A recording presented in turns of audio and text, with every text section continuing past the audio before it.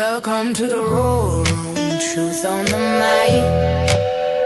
Healing the soul, we rise and ignite. Mind, body, spirit aligned in the flame. War Room tribe, we roar in our name.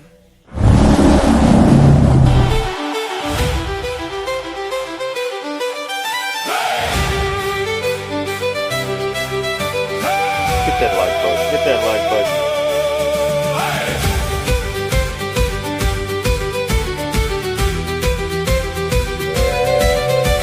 Mike Penny walked with fire in his stride, a fearless heart with truth as his guide. He lifted the broken, steadied the weak, gave power to voices too tired to speak. He said, if you are not here to help me pull people out of hell, then get out of my way. A battle cry in the dark that lit the night like a rising day. His light still leads, it never fades. His light still leads through storm and rain. We miss him, yes, but we stand strong. His fire still burns on in every heart, in every deed. His light still leads.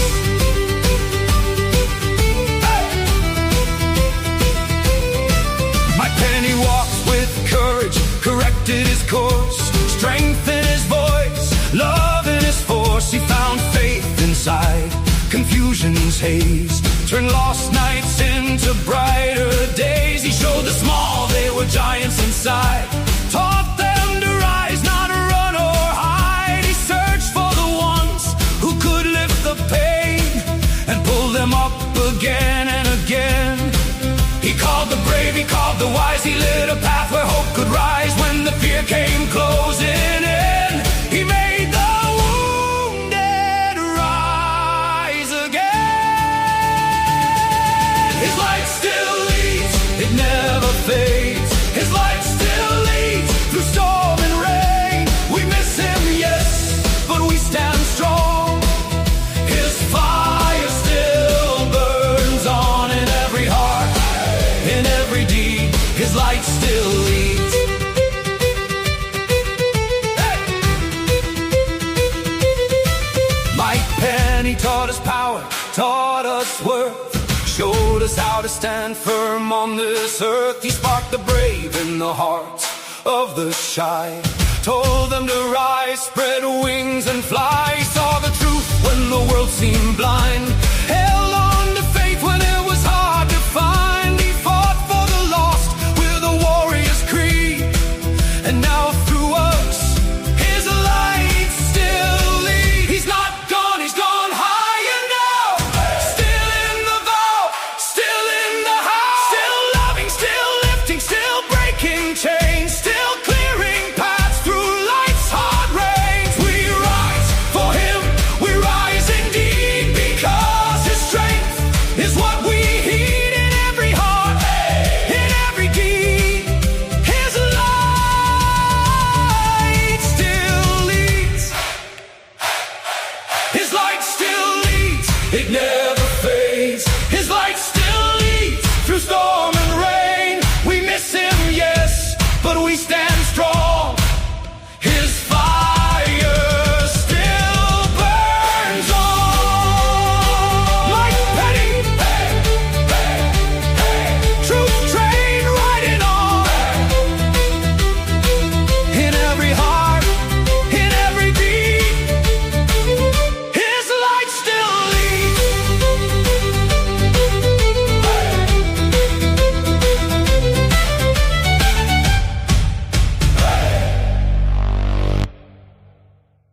There we go. Welcome to the War Room, 8726.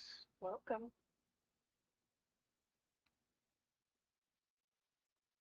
So I want to thank Miss Sheepdog for the song. We have other songs, right, that Miss Melindia wrote? Still waiting for an answer. Okay. There's other songs that other people have made. Miss Melindia made a beautiful song. I'll try to find it real quick. Let me see if I have it. I got it. Didn't get a response, so What is it? I'll What's the- look for it. How's everybody's Friday? Hot as Hades? Yeah, Huh? pretty hot. Pretty hot. Like how hot? Hot, hot. Yeah. Like, yeah, I can't wait for this heat dome to come off of us. Let us know how the volume is doing. We can't really check volume and stuff like that until we go live. So, Yeah, there apparently was some issues with StreamYard mhm. that many other podcasters were having the same issues, so that's probably why y'all weren't able to hear us the last couple shows very well. So some of them are switching platforms. Oh, here. Some of them are switching Sorry, she platforms. was. No, this was a human error. This one was, but the other ones was StreamYard.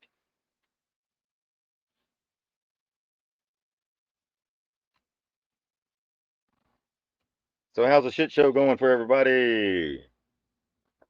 Enjoying the show? No, not Brought really. to you by the Epstein Files.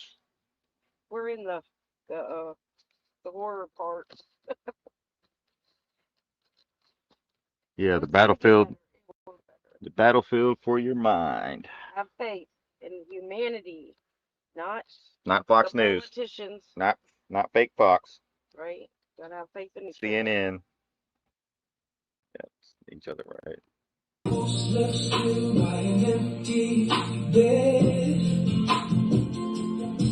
Let us hold it tight with the words unsaid.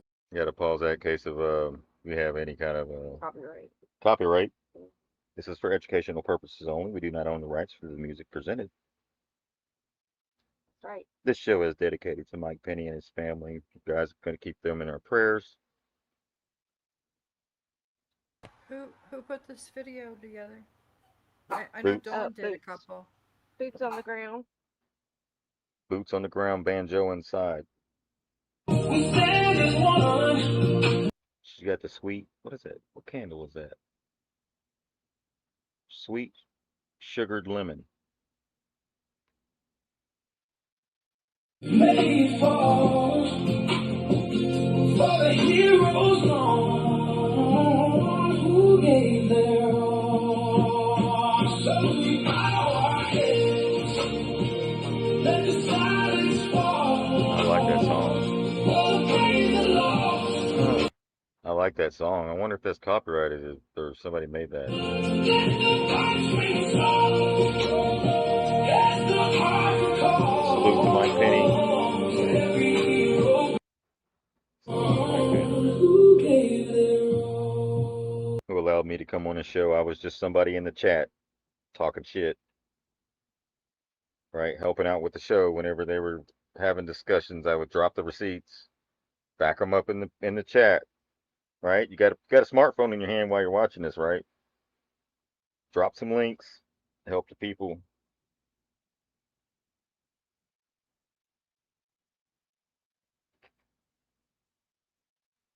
So today's Mike Penny Day for us. Tomorrow's Lionsgate 88, Yes. right? He transitioned at 11:45 p.m. 8/7/25.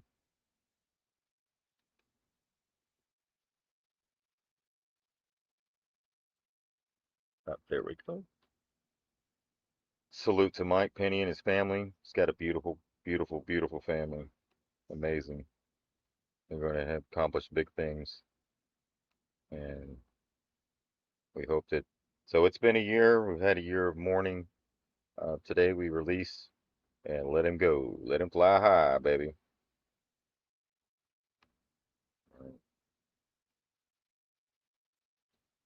So again, I was in the chat. He gave me a call one day. I guess he got my number from someone else on the show that I had spoken with, right, in Telegram chat, stuff like that. Uh, Invited me on the show, and we've been here ever since. I was done. There were several times I wanted to quit, but I kept going. Yeah. Hell, there was a time I didn't come on the show for like a week or so. Yeah. Yeah. It's like, Sheepdog, are you coming on the show? I'm like, yeah. I'm just taking a break, trying to get myself together, and just right. been a journey. It's been a journey, and then looking back, it's been a long journey. But it seems like just a blink of an eye. 1 minute, I got someone to talk to, and Mike was somebody I got to talk to and open up about things, and we talk about what's going on, and we laugh a lot, hell, cry a lot, etc. But he had a big heart He spoke his for truth. people. Yeah, he didn't give a shit. He didn't give a shit. Even if he was wrong, he was still gonna say it. Yeah, He which stood by that shit. is awesome because that's what we're supposed to be Because doing. We're supposed to be doing, and then you can always correct and yeah, admit when you're wrong, and that's okay. yeah, and he did that. That's what this is all about. I seen people attack him in a Telegram channel called JC Family. Is that it? Justin Carpenter and them lit up. Yeah, they really did him dirty, and I had lost respect for that whole crew after that. But the way Mike stood his ground, and allowed those idiots to attack him like that, um, he still stood there as a man, and then kept it moving, Yeah, we took it. We took it. and then even still tried to reach out to build bridges within the community. But And that's what we're supposed to all be doing, right? yeah, so to those that think they're holier than thou and they'd never made a mistake, Mike made a mistake, and then he stood on it and corrected it. Forecast for today. If really, if you anywhere in the South at all, this is gonna apply. Don't matter what city we're in. Anywhere from like Lake Michigan, Ontario, Canada, and below. This is probably gonna apply today. It's gonna be hot. You see what I'm saying? See the word hot. That's it. When you walk outside. That's it, guys. There's your weather for today. It's gonna be hot, It's just gonna be hot. no matter what the temperature Hot. is. It's still the same. It's hot. Right. Right. Hold on 1 second. Let me finish this onshore. So it hasn't been just us that's having volume issues. It's also been other shows, and here's one of that. I don't know. I hope we sound good tonight, but let's see. 2026. And if you're with us tuned in, you know that we have not solved our audio issues. I know. Believe me, I'm frustrated. I don't want to let it get to my head here and ruin today's show. But because of that, we're probably going to have to call an immediate audible. I just have to address this right now. And just so you guys understand, I believe that this is I'm just going to just get this out of the way right now, and we'll let the audience get caught up. I believe that this is an internal technical issue with StreamYard. Okay. And there are other people that use StreamYard that have been having the same issues. And I was also reached out to by a couple other people that do live streams themselves, and they said they've been hearing the same things about StreamYard. And unfortunately, the nature of testing live tech is that you have to do it live, unfortunately. So there's no way for me to. Right. So that's why we can't fix it while we're off the show, because we need to be on the show to see if everything's coming through. Wi-Fi It sounds good now, today. everyone. Hopefully, we Bye got. bye bye. I got like 5 microphones hooked up, I- guys. You, Like I got a microphone in every corner of the house. you're both better tonight. Okay, good. Yeah.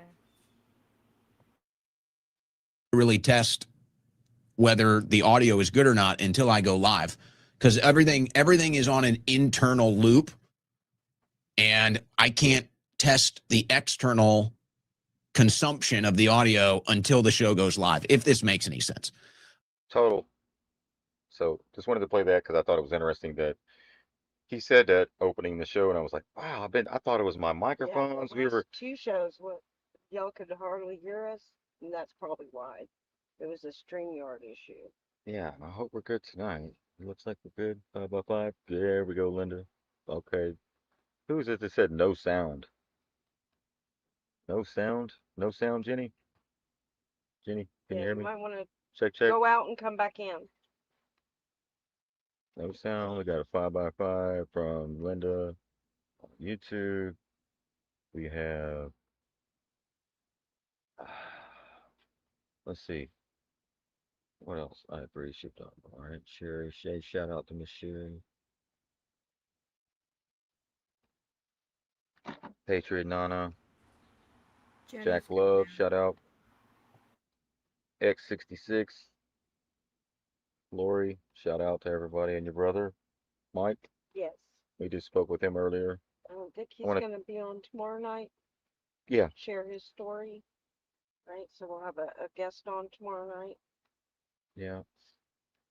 So a lot of great things are happening, but maybe not so much for here, let me get this off the screen. I got a couple more little videos here I want to share before we get started with the show. Here is a couple more memorials. Grand Rising all, in honor to Mike, Chief Mike Penny, in honor to Chief Sheepdog and beautiful Mrs. Sheepdog. Let our hearts be light today. Also let our hearts be filled with so much joy, so much honor for this moment, for going forward, for now. Have an amazing day. So these beautiful roses are in honor to all the divine feminine. My great grandma who's around me, I feel her. My grandma who would be 105. My mom who is here and not. To my love's mom, it's her born celebration.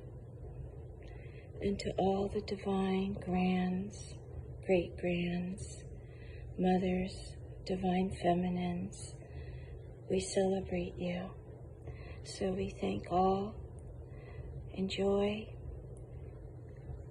calm, love, and peace.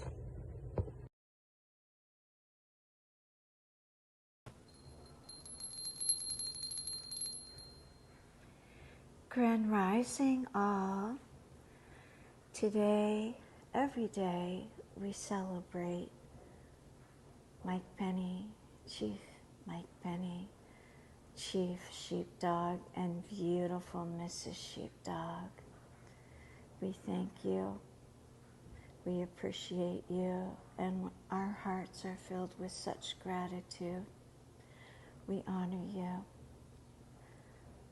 These beautiful pink roses are to celebrate all the divine feminine. My great-grandma, I always feel her around me. My grandma, such wisdom, 105 if she's still, and she's around me, here. My mom is here and not, celebrating my love's mom. This is her solar return. She's with all of the divines, and to all of the greats that have come before us, all of the divine feminine, all of the divine masculine, we celebrate you. Have joy in your heart. Have an amazing day.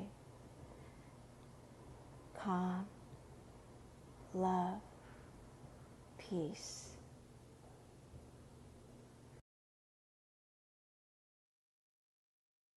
Thank you, Dawn. That was beautiful.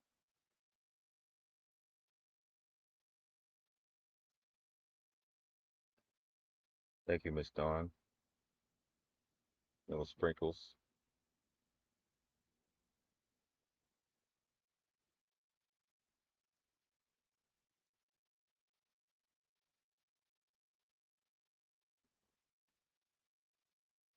All right, so we got a lot of good things happening in the world. Things that the elites fear, and that is you awake That's or it. noticing. They many people are waking up. And I just wanted to bring up that the flock cameras, I went and looked into it, how long they've been around. They've been around, they were started going up in 2017. So they've been out.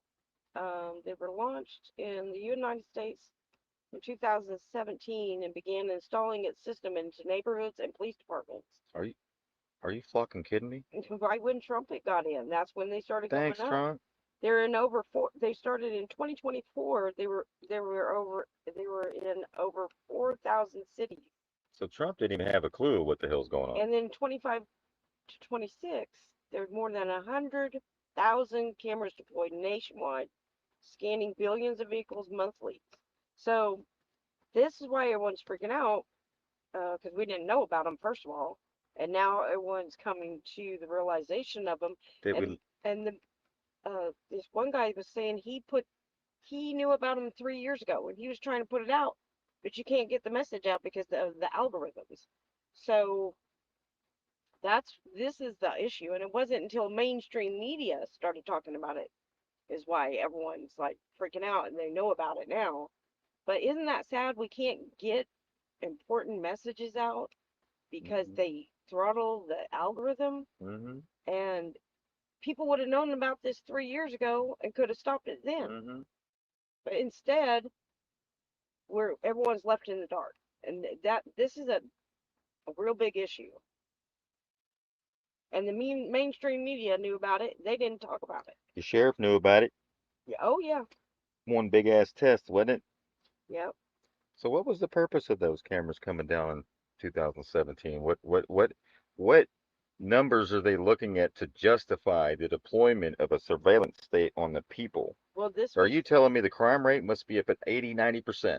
No, it was for what I was looking into it more, and there's more coming out. There's going to be ones, and they've already started this. They putting them in the street lights, right? Ooh. So, Ooh. let me see. Let me get it. Hold on. Street lights. So, surveillance cameras hidden in America's streetlights. Streetlight surveillance has expanded into a nationwide network of monitoring tools built directly into everyday infrastructure. What? You know what's crazy is they even have them in the Amish community. Oh yeah, I know. And they're scanning their buggies. Yes. So don't brand your horses, Amish people, because they're taking pictures of you on your buggy. So Yeah, these but they're systems still are actually not right. They're still not in Brooklyn Heights, right? Of course. yeah, Of course not. Yeah. so these systems are called smart streetlight system, often marketed as smart city infrastructure. See, they were building the infrastructure for the smart cities. So we wouldn't have to go in one. We were going to build it around us. What's the These include sensors for traffic, environment, and sometimes video.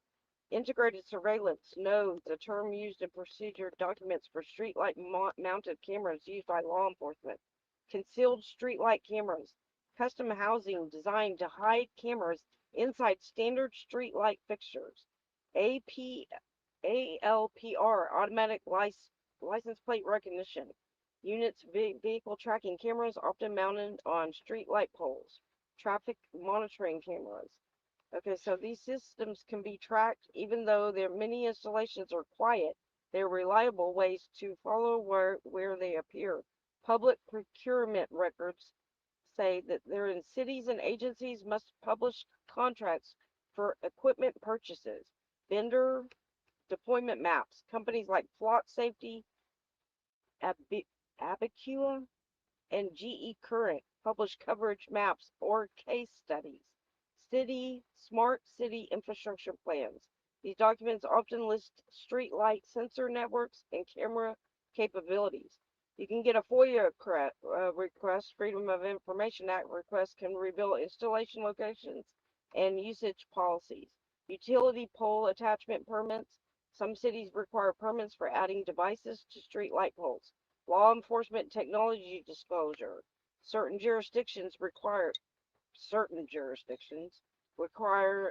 annual reports on surveillance tools. Tracking isn't always easy, but these sources provide public information.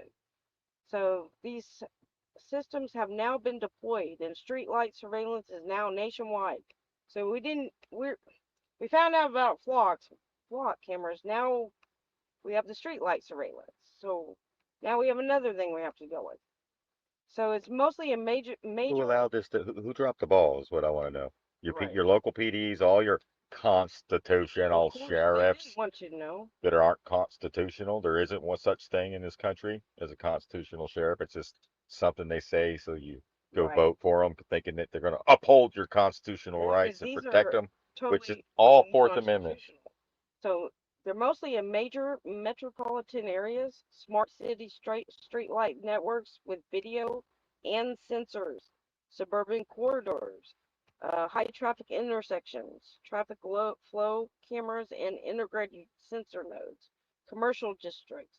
And we saw them in parks. They put them in the parks where the kids Facing the are. kids where the kids Why are do they playing. have to? That's what bothered me a lot. Yep. So there's also, And then they're in the Epstein emails. yeah. Oh, yeah. Another say there's also more. Streetlight cameras are only one part of the major larger surveillance ecosystem.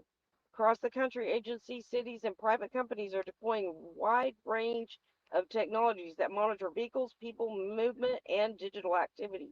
There's going to be a vehicle and roadway surveillance, urban and police space, smart poles, public space, CCTV networks, environmental sensor nodes, air quality, noise, and movement sensors that sometimes include operation video models, commercial and private sector, retail analytics camera systems that track foot traffic, customers' behavior, and store security, building access control systems, cameras and sensors tied to badge readers, biometric scanners, and entry logs, parking lot surveillance networks use ALPR, CCTV, and activated cameras used by malls, hotels, and large businesses. Wireless, digital, and network surveillance, cell site simulators, stingrays, devices that mimic cell towers to capture phone identifiers and location data, public Wi-Fi monitoring systems, networks that log device connections, movement, and usage patterns, Bluetooth beacon tracking. Can you believe all this stuff? Freedom! Sensors that detect nearby devices to map movement patterns in public spaces. USA! Law enforcement USA! and investigative surveillance, gunshot detection systems, acoustic sounds Oh, they had fun out here with the gunshot thing. like Shot Spotter, deployed in urban areas to detect firearm discharge, real-time crime centers, centralized hubs where agencies monitor live camera feeds, ALPR hits, and sensor alerts, drone surveillance programs, Hell yeah. UAV, Spy hey, on me, daddy. used for monitoring events, searches, in high traffic areas. AI-driven surveillance, facial recognition systems used Hell in yeah. airports, stadiums, It's for your safety. and some law enforcement agencies. Behavior analysis video software, AI that flags unusual movement, loitering, or crowd behavior. Predictive policing algorithms, Hell yeah. kind of like Minority Report. Mm-hmm. Software that analyzes data to forecast where crime might occur. Oh, damn. Pre Maybe if the like in district criminals, that's probably where the crime's occurring. The big picture across the U.S. surveillance is shifting from isolated cameras to integrated networks that combine video, sensors, wireless tracking, AI analysis, centralized monitoring centers. This creates a system where multiple technologies work together, often quietly and often without the clear public oversight. So then I looked in to see who's invested in all these data centers and all this. Uh-oh. Okay, this is what really pissed me off. Money, money, Right? money. They said, America first, right? America by ass. Well, these are all foreign investors. So Wow. the foreign involvement happens mainly through equity stakes, infrastructure funds, and direct ownership of data center campuses. The number one investor is Canada. The single largest foreign investor, Canada's pension funds, are massive and heavily invested in U.S. digital Infrastructure, CPPIB, Canadian Pension Plan Investment Board, Ontario's Teachers Pension Plan, Brookfield's Assessment Management, PCP, I mean PCP, PSP Investments. They hold major stakes in companies like Vantage Data Centers, QTS, and Digital Reality. And then number 2 is Singapore, Sovereign Wealth Funds. Singapore invested through 2 powerful state funds, GIC, Government of Singapore Investment Corporation, TIMAS, it's TEMASEK Holdings. They invest in Equinix, Digital Reality, Stack Infrastructure. Singapore is one of the most active foreign investors in the U.S. data centers. Number 3 is Japan, has direct ownership of U.S. data centers. Japan is unique because its companies own and operate U.S. data centers directly. You hear that?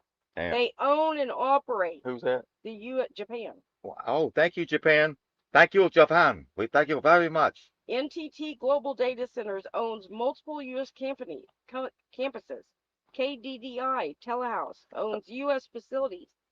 Mitsubishi Holy shit. UFJ invests through infrastructure funds. Japan is one of the few countries with operational control of U.S. data centers. They can control it. Hell yeah.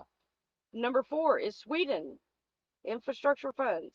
Sweden invests through EQT, one of the world's largest infrastructure investors. EQT owns Edge, Connex, a major U.S. data center operator with 90 plus facilities worldwide. This is one of the most significant foreign stakes in the U.S. data center ecosystem. Number 5 is Qatar. Qatar, or Qatar, however you want to say it. No way. Sovereign Wealth Fund. The people that are worried about Muslims are invested in our infrastructure, guys. The Qatar Investment Authority, QIA, invest in Cologix, COLOGIX,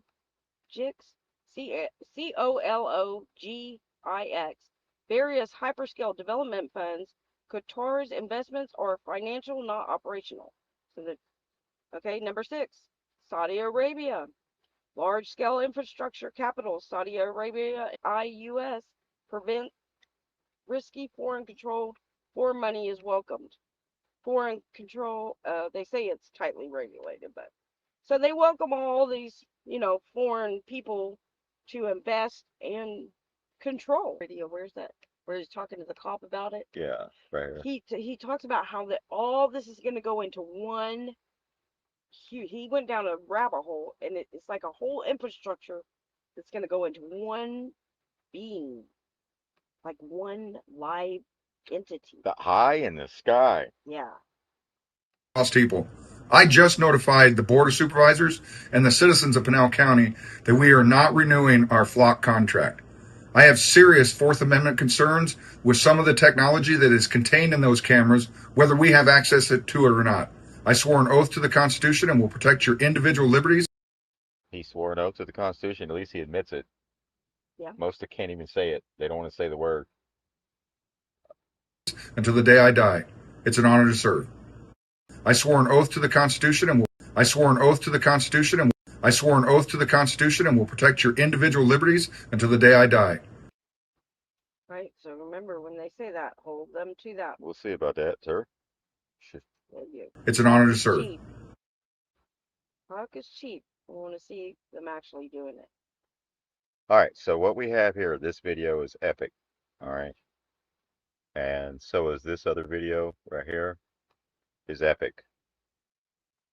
And these were back to back in the last 24 hours.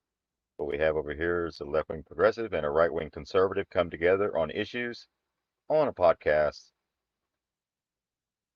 This is what they fear, the people coming together, comparing notes and realizing we're all on the same ship. We all have the same goals. We all want the same thing. Oh, yeah. And this is what we need more of. Left and right need to come together. Seriously. They're no all longer need to come together. There is no left and right. That's an illusion. It's an illusion. We're Americans. That sheriff, I mean, it's good and all that he came forward and made that video and stuff, but you can't pick and choose which parts of the Constitution you're willing to uphold. Like, if he Right. If he found somebody without a driver's license, is he gonna pull? Take him in? Like you Exactly. can't pick and choose your shit that you believe in. It's either Nope. gotta be all or nothing. Like, good for That's you right. for finally figuring something out. But you got to figure your whole stance out. You can't just All be of it. yeah. They need to educate themselves, and they need to just go by the Constitution, Remember because your oath. it's backfiring on. It's they're not only after us on every little thing we do, them too. They're on their major scrutiny right now as well. So And some sheriffs are saying, well, you don't have a right to privacy in public. Well, okay, I agree. But when you're recording and you're gathering all this information our other than data, plates, you're gathering our Bluetooth, facial recognition. who Those we are all text, who we know, the who's whole connected to us. gambit That's wrong, and then they sell our data. to a third party. This is a private company. Yeah, This isn't the government. no, the government just contracts with them, and so does private sectors like Walmart, all these different stores. But and now they're in our street lights. Well, they've been in our street lights. That's crazy. They were trying to. They're building a smart city all around us. Well, it started with monitoring the traffic And so they can give you your traffic report in the morning, along with your weather and sports scores. like Monkey Work said, it's an entire infrastructure. It doesn't matter if you go off grid, you're still on it. So this is from, what channel is this? This is from Twisted Luck Truth. Police showed up during the flunk awareness and this happened. And I really think the cop just showed you. I don't know if he showed up to bridge the gap. Well, he tells them about the street cameras, and the cop acts like, "Wow!" Eh, But I just read to you that they know about these. I know. Yeah, so What? he act like he didn't know. Yeah. Wait till he finds out that his body cam footage can't be turned off, and they can't no longer scrub that. No, you can't delete nothing. You Your cannot scrub nothing. anything. Everything's All up in that the shit. cloud. All that shit you got away with when you before all the cameras and the stuff. You can't no longer do It's that. all in the cloud, Officer. and it will stay there forever. So that's why we're seeing these law enforcement officers constantly, every single day, getting popped for abusing the system. And we cannot fear this, because that's what they want, right? And they're so in the division so bad. I mean, I can't even go on Facebook. I have to delete so many things because it's like the Muslims, the Jews. It's just fear, fear, fear, fear, fear. Division, division, division. It's so bad, and it makes me sick that people just continue to share this crap, or even put it out there. Right. That's like, what's his name? Remember the other day? Y'all remember, who is it? Where's it at? Um, this right here. Here's part. Here's part of the fear. Y'all remember this guy right here? He only shows up every 4 years and kind of like No. takes to the street with his rifle. Mustang Medic. Is that? Yeah, that's Mustang. This is from his channel. This is a 30-second clip he posted. He's scared now. It's time to stand, people. We're losing Michigan. We're losing New York. The Democrat Socialist Party is taking over the Democrat Party. They can't deny it. So start. I don't know. You're out there in Arizona. I think you should worry about Arizona. But And see, they want you to fear the Fear. Muslims, that it's a takeover. Yeah. Look, we have the Constitution. As long as we go by that, we have to enforce that. That's the least of our problems. We have a digital cage being built around us. That's what we need to focus on. Showing your American pride. Stand up for people. If somebody's getting abused or something's going on, drop that phone and protect them. It's time to move into action before all is lost. We must win the midterms. The Save America Act has to pass. And I said, sir, I bet you didn't even read the Save America Act. It's So unconstitutional. you would not be saying that. You're holding that flag and that state flag and your AR. You're exercising your constitutional rights, but yet you didn't read the bill. Right. You didn't read the bill. You want to take away states' And rights. I get it. The people don't want the left, and they think that because of the fear, socialists and all this. Look, it's a political game. They want the left one. They want the left fear of the right fear of the left, Muslim, Jews, Christians, whatever. They want the fear. We got to stop. We really got to stop. So I'm going to play a few minutes of this real quick, and then we'll get into the unifying part of it, the solution, people coming together. The flock cameras, not just flock cameras, because there's other companies doing the same thing, but we're trying to spread awareness. So I've been out here in the wild, standing next to flock cameras, because people will see my camera, often get mad, and they'll be completely oblivious to the tracking and stalking camera that I'm standing right next to while holding my harmless camera. The police showed up, and it was an interesting interaction. There was a lot of things said in here that I want to get some genuine opinions on. So listen up, watch this. Listen to this. I think is very interesting. And let me know what you think. Go in the comments. Let me know what you think. Make sure you subscribe too. Help subscribing, sharing, liking, posting your comments, interacting. How you doing, man? Oh, hey, it's you. What's happening, dude? It's Sergeant Herzog. How you doing? Good. How you doing? What's up, Sarge? Yeah, Oh, okay. I'm just I'm doing some flock stuff. Flock camera stuff. Big right now. It is a big thing right now. I'm trying to bring some awareness to it. Just filming, just trying to bring some awareness. A lot of people talking to you. Yeah, here and there. Yeah, that guy just stopped, and yeah. Can I ask you a question? Definitely. Pull over here real quick so I'm not blocking the road. Yeah, hey, I'm going to walk down there. You want to meet me down there? Yeah, I just want to ask you a question about what people are telling you. Yeah, that's fine. All right, so I wasn't sure. Police pulled in. I wasn't sure if somebody called or not, but we'll see.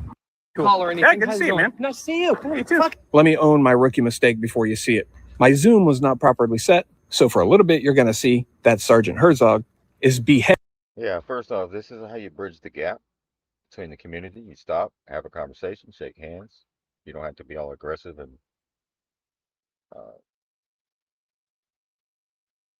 escalating a situation that don't need to be escalated. But here we go, bridges, building bridges. Here and there. Don't worry, it's not the whole time. His head comes and it goes, and then I realize it, and he will retain his head from that point on. Rookie mistake, I know. But let's go. I got a question for you. Yeah, definitely. They've got one. I don't know. You're probably familiar. There's one here. Yep. I've been going back and forth. I've been doing some public awareness with the flock. I've been standing by this one, standing by that one. Yeah, I mean, okay, dumb question for you. Yeah. And cops are talking a lot about this. You know there's controversy right now. Yeah, man. And taking aside that technology can be abused by anybody. Yeah. Taking that out for a minute. Why are people so pissed off? Like, there seems like and I'm just, cops are talking about this. And we had a long conversation the other night about this with my shift and some of the deputies. Yeah. And legitimately, people seem so angry at these cameras particular. And it's like, why? This came out of nowhere. It seemed like you woke up one day and it was like flock is everywhere and people are pissed off and angry. Yeah. And it's like, hold on a second. Wait a minute. I'm just curious. I just want to know. I don't understand. And we're talking about this because it's like, well, and that's good. That's why I'm here. I'm trying to get people talking. Yep, trying to get people talking. Like Patriot Nana said, his uniform looks intimidating. This is the militarization of the law enforcement, where they're wearing pretty much what we wear when we're in Iraq, Afghanistan, shit like that. Ever since 9/11, Patriot Act came down, they've been pretty much looking like toy soldiers walking around. It's pretty, and they act like it too, like they're in a war zone.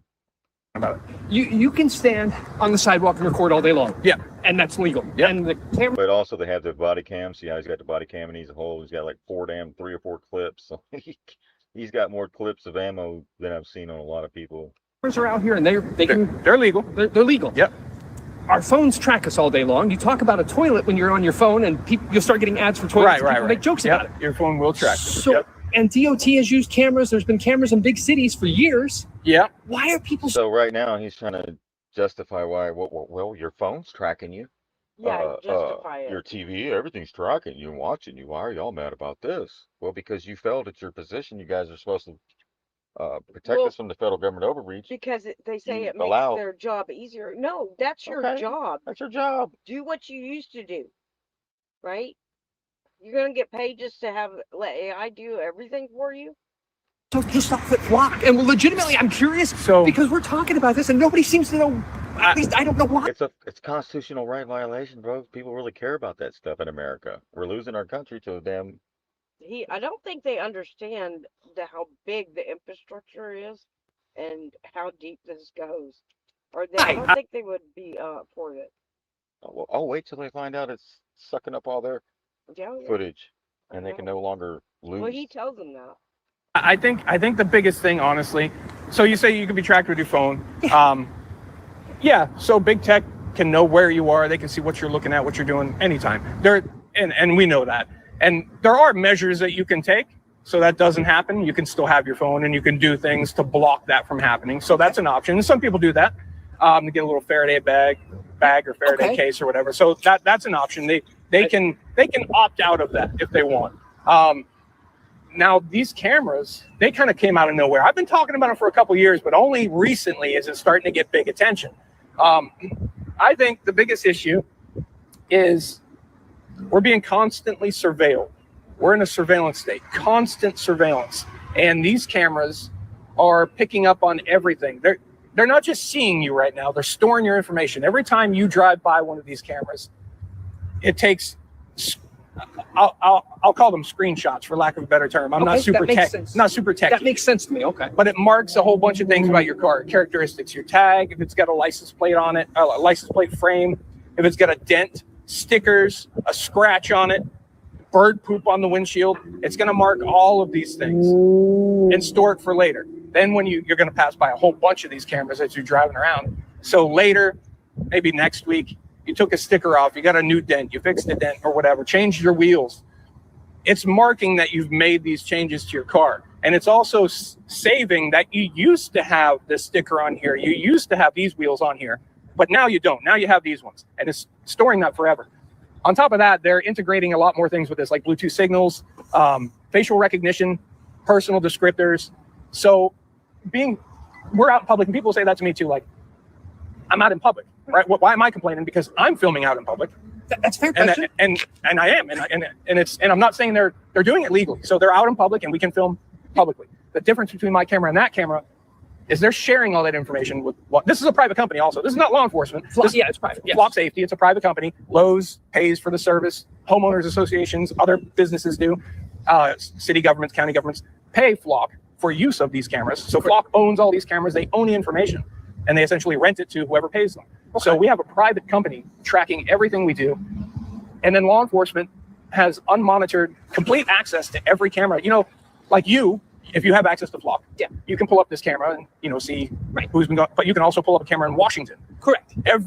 But you have to log in, like, what you're doing. It's not unmonitored. It tracks what I'm doing. It does track what you're doing. Maybe I misunderstood you. So Flock will track what you're doing, but there's no oversight to see, like. Yeah, it logs when they log in, especially when they're just investigating some shit like tracking their girlfriend. Right. So if he don't know, he's fixing to find out. Right. They know. They've had it, like I said, since 2017. They know what it does. So to me, this is like one of those tactics where you do small talk, Mm-hmm. but while he's small talking, he's investigating. They So always don't fish. ever think you're just sitting here having a friendly conversation with an officer and he ain't No, investigating. they always fish. Always fishing. And he'll give that up here in a little bit. About 10 minutes, 15 minutes later, he'll talk about them being cut down or some shit like that. So we'll talk. I don't want to pick scabs, but I brought up an issue a couple years ago. Your agency, yes, no, I'm aware. Or city police That's why I say department. technology can be abused. Yeah, and any technology can be abused. I agree with you there. They found out that he had been running her tag hundreds of times. But I'm familiar with that case. Yeah, right. So So but my point is, had that been, if there was some oversight with the usage there, or if there was audits, kind of like with your David system, driver and vehicle information.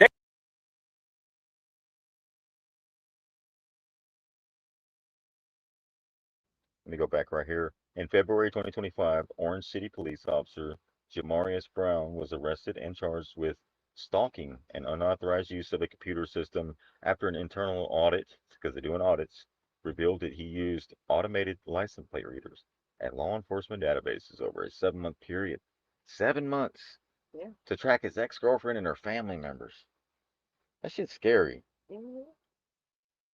But I'm familiar with that case. Yeah, right. So So but my point is, had that been, if there was some oversight with the usage there, or if there was audits, kind of like with your David system, driver and vehicle information database. They are doing audits on these now. They're doing your department's doing audits on these. Yep.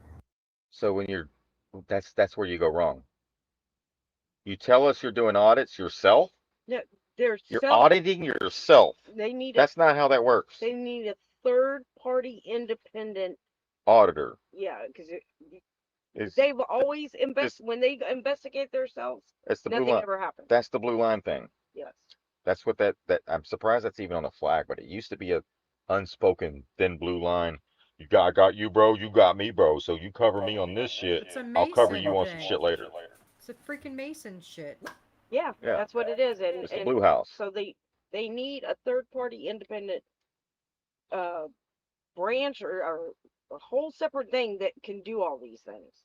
So they're investigating themselves just like the DOJ is investigating themselves, right? Yeah, yeah.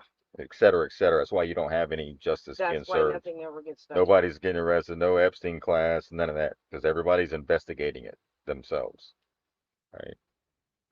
When did they start that? If you don't, if I don't know. They just mentioned it yesterday, or they just mentioned it yesterday. Yeah. They're making sure they're doing audits. Awesome. That's amazing. And I'm glad to hear that, because I've been pushing and I've been asking ever since that incident with former Officer Brown. Yeah. I don't think this would have gotten out that they were using this to track their girlfriends unless someone got caught. Their girlfriend is the one. The girlfriend is the one that said, "Wait, how did you know I was over here? How did you know my mom was here? What is going on?" He's got to be using something to track us. So then that's when the investigation started. Not that law enforcement all of a sudden came out and said, "Hey, we got a few bad apples here. They've been using the system, but don't worry, we're going to audit ourselves and make sure that doesn't happen again." Like, why didn't you say something before these cases came out with these people who are married to law enforcement officers made complaints? Hey, I'm being tracked. There's no way. How does he know what I'm doing, where I'm at? They're even you know how they get these psychopaths, right? And they're stalking their prey. Go ahead, Nate. Were you going to say something? No, but yeah, I know how they get. It's no fun. It's no fun to be harassed by people that have more technology and more like everything than you. Like there's really, who do you talk to? You know. That's it.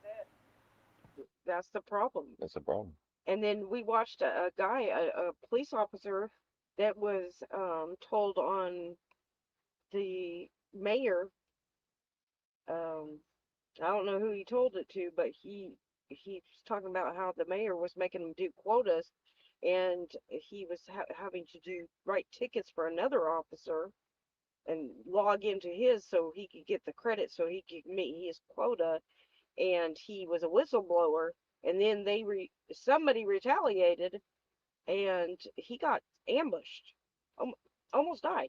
Also, the mayor was calling law enforcement whenever there was an arrest at a mall or a store, and it would be like, he was texting the cop and saying, "What did they get charged with? Okay, charge them $1,000 for shoplifting. Yeah. Charge them 500. Like, why is the mayor contacting his law enforcement officials? He was saying they need to have enough money so that they can all keep their thing. Anyways, he got picked up by SLED, but then they let him right out. I posted all those videos, but the corruption is so bad, and I felt sorry for this guy because he can't tell anybody, and when he did, he got ambushed, shot at, almost died. He was a whistleblower. Yeah. So and they found out. That's why the good cops don't say nothing. Yeah, because they're scared. Yeah. I mean, I don't know who's doing it. They do it, or they hire somebody to do it, or what it is, but something ain't right. Yeah, so they're investigating the whole town in South Carolina now. So after that happened, I went to them and I said, "What are you doing differently now to make sure that doesn't happen again? Are you doing audits? Are you monitoring?" I can tell you at least that's what they're doing. And they told me, "No, nothing yet that we know of, nothing different." I'm like, if you just did this, and it looks bad on the agency. So that was, they didn't know that he was doing that. Right. He could have kept doing it. He could have run that tag thousands and thousands of times, and they'd never know. And then after that, I was like, "Hey, you got to do something. You got to do something." I've been going back to them frequently. "Hey, what have you done? What are you doing now to change to make sure it doesn't happen again?" So that's awesome to hear. I got to go request some records and find out what they're doing. But I'm glad to hear that. It's the first I've heard of that. Yeah, that's okay. So they can play the devil's advocate with you. Absolutely, I love devil's advocate. Yes, technology can be abused. 100%. It absolutely can, and it's too easy to abuse it. But can we also agree that these things help, like finding stolen vehicles? Because I will say that, hey, I found a stolen car because of the flock. We looked at a missing person because we were able to get their tag into it, and we were able to. There's good points to it. Yeah, and you know what? On devil's advocate, along with devil's advocate, I will add something to that, what you just said, because some of the technology could be helpful, it could be beneficial. But I will say, a few years back, I saw I encountered We're going it. back to the Brown situation. No, not Brown. No more Brown. I just brought that up for reference. I just brought it up for reference. I mean, I can't deny that. That No, happened. it happened. It's out there. I encountered late at night an elderly guy in a parking lot sitting in his car. It seemed off to me. You know, I went up and talked to him. He said, "Oh, he's waiting for his family." Okay, you know, talked to him for a couple minutes. All right, cool. Everything's good, I think. But a while later, I went by and he's still sitting there.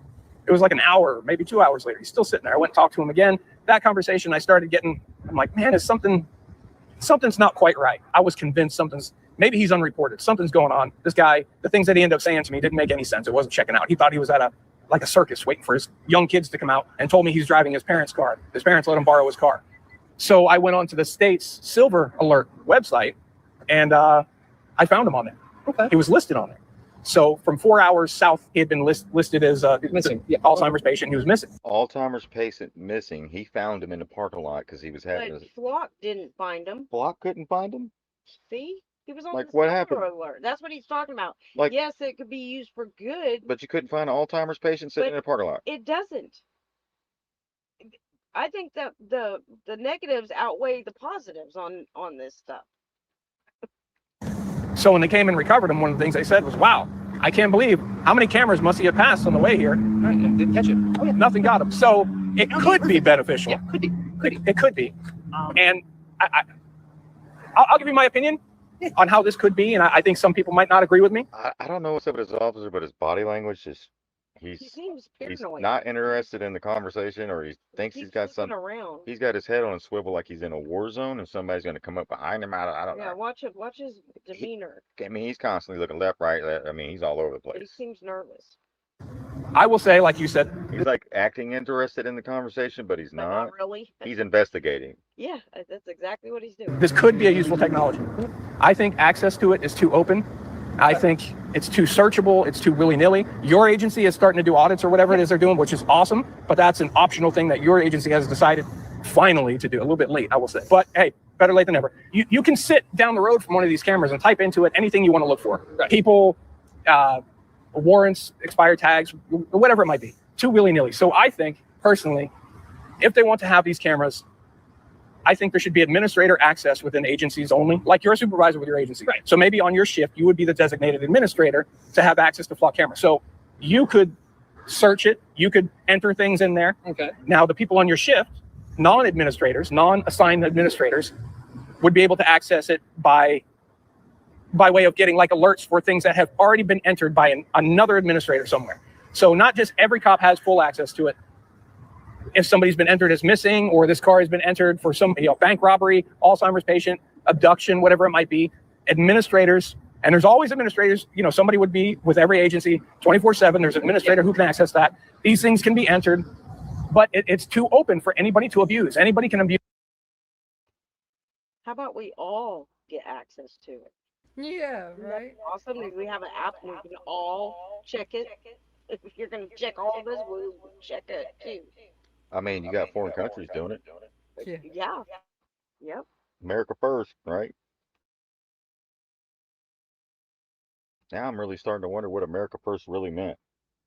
It might have been first to be We're first to in be a locked up in a cage. digital surveillance.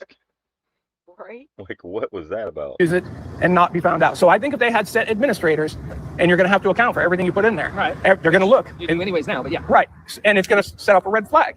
Well, this tag, what's up with this tag? Because last night you put this in here 55 times. I'm gonna keep it 55 straight. Right. What's going on with that one? They'd be able to explain. Yeah. I know there are some agencies that are taking it on themselves also they have to document with a case number anytime they use flock, which that's amazing. That's going to limit use. And I would think all these stories coming out of cops getting caught stalking their neighbors or their exes or their husband or wife's ex, you would think that would be it. We wouldn't hear about it anymore, but instead we're hearing about it more and more.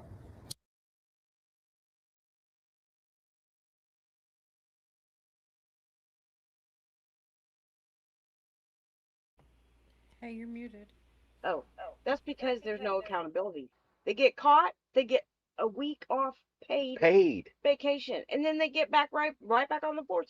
They don't get punished. That's why they keep doing it. Yeah.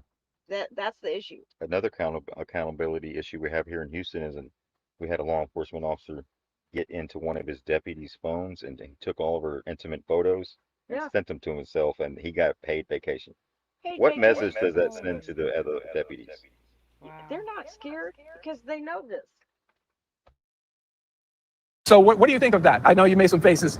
So I can play devil's advocate with you. All right, I'm all about devil's advocate. I love devil's There are advocate. certain agencies that are smaller, Yeah. rural. You don't always have that person who's a supervisor who's nearby to be able to listen. Like especially going nationwide, maybe there's a vetting process, maybe there's a training process, so that if somebody wants to do it, they can go through and do the training process to do it. Mm-hmm. Because what if I'm not here and one of my other officers is running the shift tonight and he doesn't have access to it? That would be, like I say, you have to have some sort of process, I would argue, to go through to use it. Yes, you're right. But the tech's not going And you away. got to sign an acknowledgement. The technology's not going away. The tech's not going here. away. It's here. It's getting. You hear that? He knows it's here. How does he know for sure it's here and it's not going away if he don't know nothing about this technology? See what I'm saying? He tells them more. It's not going away. Yeah. Worse. There's Just wait till the Fed stuff comes out. People start realizing Just wait till the Fed stuff comes out. People start they're going to realizing get pissed off at the cameras in the that they're going to get pissed off at the cameras cars. Yes, this is another thing. in the cars. Yeah. Oh yeah. Like he just said, wait till they all find out your new cars are going to be just loaded with cameras. But Front But the camera, Fed's back watching cameras, your side view cameras. I know somebody that got out of it their car. probably already is. Somebody got out of their car and their car can see a whole 360 of everything they're doing. A 360 view. And so can someone else. Crazy. Bye-bye privacy, Fourth Amendment. That's people don't realize that. We were talking about cops are sitting there talking about this. Here's the problem. It's a tool for us, and cops are talking about it, but most cops are not going to come out and talk to people and say, hey, no, but we're talking about it. Yeah. And you'd be Like you said, most cops aren't going to come out here and have this conversation. surprised what cops think about flock. Some love it, some hate it, some don't. They're like, look, it's a tool. I'll use it when I use it. We're just like the spectrum of people. We really are just the spectrum of people. Right. I've had some cops tell me they stay away from it. They don't even touch it because they don't want anything to do with it. But I'm shocked at the anger. Like people get pissed, and it's like, They are hold getting on, pissed, and it's this is not new. This is something that's been around for a while. Why are we so pissed? Like, is it just they're just this is the finding straw that broke the They're pissed because nobody told them. Nobody voted on this shit. And they're finding out all what it does, and they're not happy. And you guys allowed it. I'm not happy. You Y'all allowed aren't it. happy. You allowed a They surveillance state. sneak this in there, and from a private sector too. So your sheriffs are supposed to be protecting you from the federal government. They're failed at that. They all merged. It's all one big unit now. So camel's back. I don't know. I think now the masses are finding out about it. I've talked about this for a few years, but it didn't get much attention. But now the mainstream media has talked about it. People are angry. People are angry. It's because honestly, you can track me if you want to. You can track me. You can see what I'm doing. You can do it retroactively. You can see what I was doing last month. If you could go do it right, we can leave here and you can be like, oh, what was Matt doing in January of last year for the whole month? But I have to be able to justify what I'm doing. But technically, yes. Yeah. So technically, by the rules, Yes. you have to be able to justify it. But you could do it. Yeah, could do it. So Yeah, I know what you're saying. it's constant surveillance. To be able to do that, to have the power to do that, not long ago, you would have had to write something up to go to a judge Yes. and get approval for one person for very specific reasons and for a specified period of time. But now you don't need that anymore. You can just track whoever you want anytime you want. Okay, can I ask a dumb question then? There's no dumb questions. Yeah, I like How it. is this any different from, like, say, the Ring cameras or somebody setting up cameras all Okay. around their house? I mean, So, this is a rabbit hole. And I'm No, not trying to it's a rabbit hole, and but you're I'm not gonna trying to make get this up to deeper and deeper. No, I'm no. not trying. But So- here's the thing, if it's not, the tech's not going away. I don't think personally the government should be in charge of it. I don't. I work for the government. I'm not saying the government should be in charge of it. Right. But So I we need will to figure something out. Probably cutting your head off. That's fine. I will say I don't have Ring cameras. I'm against that too. did you hear what he just said? I work for the government. Yeah. Thanks, you jackhole. And he says Asshole. he personally thinks the government should not be in charge of them. Yeah. Don't. I work for the government. I'm not saying the government should be in charge of it. Right. Thank you. Thanks for admitting it. Yes. So I think we, the people, should be in charge of it. The tech's not going away. I don't think personally the government should be in charge of it. No, I don't. I work for the government. I'm not saying the government should be in charge of it. Right. But So I we will need to figure something out. I'll probably be cutting your head off. That's fine. I will say I don't have Ring cameras. I'm against that too. I don't have Ring cameras. I don't have Alexa. I don't have Siri. Yeah, I don't use any of that stuff because it's all about. But it's all like if you're talking about toilets and somebody then starts sending you ads for toilets, that means your shit got sold somewhere. Or Oh, somebody's listening. absolutely. They're listening to us all the time. It's here though. Right. Flock is one thing, but Axon, body cam, taser, all that. They're partnering. There's a lot more lot more than just this. But one of the things they're doing, they've partnered with a company called Ubiquia. Ubiquia, Okay. they do smart lighting. So now Axon and Ubiquia have paired up, and they are turning all light poles into surveillance poles. Now at the top of all light poles, this is crazy. I haven't heard any of this, but okay. This is crazy. I did some research of just within the past week, and I said, "Holy shit! I have to get this information out there." So this is already happening. They're not saying one day in the future. They're already doing it. And just like Flock, when it first started, you see it here and there, and then how quickly was it everywhere? So they're putting cameras on top of every light pole for your safety, so they can better surveil you. But Axon also has, I don't remember what it's called, but they've created this, I'll just call it a platform, where it's going to be like a hub where video cameras all essentially report to it, right? And then they bring up the point, you see CCTV everywhere. Right. But it's going to waste because all the cameras everywhere in this country, there isn't nearly enough people to watch it all. So now, all AI, all CCTV cameras, what they're doing, they're integrating this. You go to 7-Eleven, the cameras are at 7-Eleven. Right. And whatever store, any CCTV you see anywhere, right? They're going to be integrating this all in one hub, where AI now is going to. Yeah, don't forget to pick up that Goyam ice cream. Get you some of that Goyam ice cream at 7-Eleven.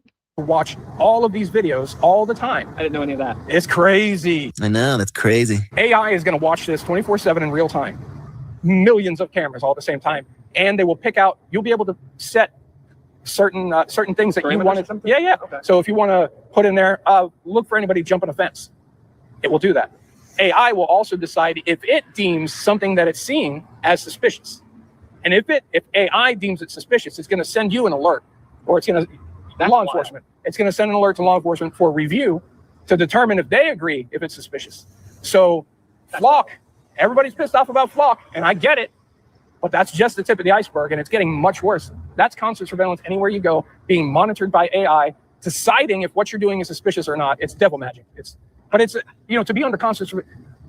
So I'll devil's advocate again. So do you want, just hypothetically, you or probably any law enforcement officer in general, do you want to give me your home address on video right now? No, I don't. But You I don't. also know with technology, you can probably find it in 5 minutes. Maybe you could, but Probably. the reason you don't want it, right, is pretty much the same reason everybody else don't doesn't want want it. And I get that. And that's why people are mad. Constant surveillance without a warrant. It's But it's just weird because it's not new. It's been not around new, for a while, right. But people are so pissed off at Flock, and it's like, is that just the face, or is this something else, or is this just the straw? Where after the hell of a year it's been, we're pissed. And I don't know. I honestly, I think now the masses are just finding out about it. People have been talking about it. I've talked about it. A few people here and there have been talking about it for a few years at least. It's just not really gotten out there. I've tried to get word out there, try to bring awareness to it, but only now. Like I said, you have big names talking about it. You have big mainstream media organizations doing stories on it. And I'm not disagreeing that people have used them. I'm not technology. No, it definitely happens. I'm sure others than. All right, so I think we're beating a dead horse here now. We're gonna wrap it up. Get the point. Yeah, that's insane. Yeah, somebody will be able to. And at some point, it will be tied in to the Axon hub with all the other CCTV. I guarantee it. It's insane. It's constant surveillance no matter what you do. And then And he doesn't realize it's going to be on him too. That's what's sad. Then his grandchildren Yeah. and his children. Yeah, like he shows. It's the future everybody that. was showing.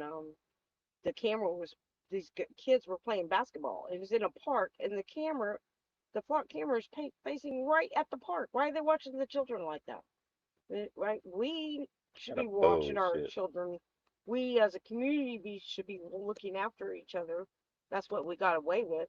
So they went this AI. And can you imagine AI determining these things?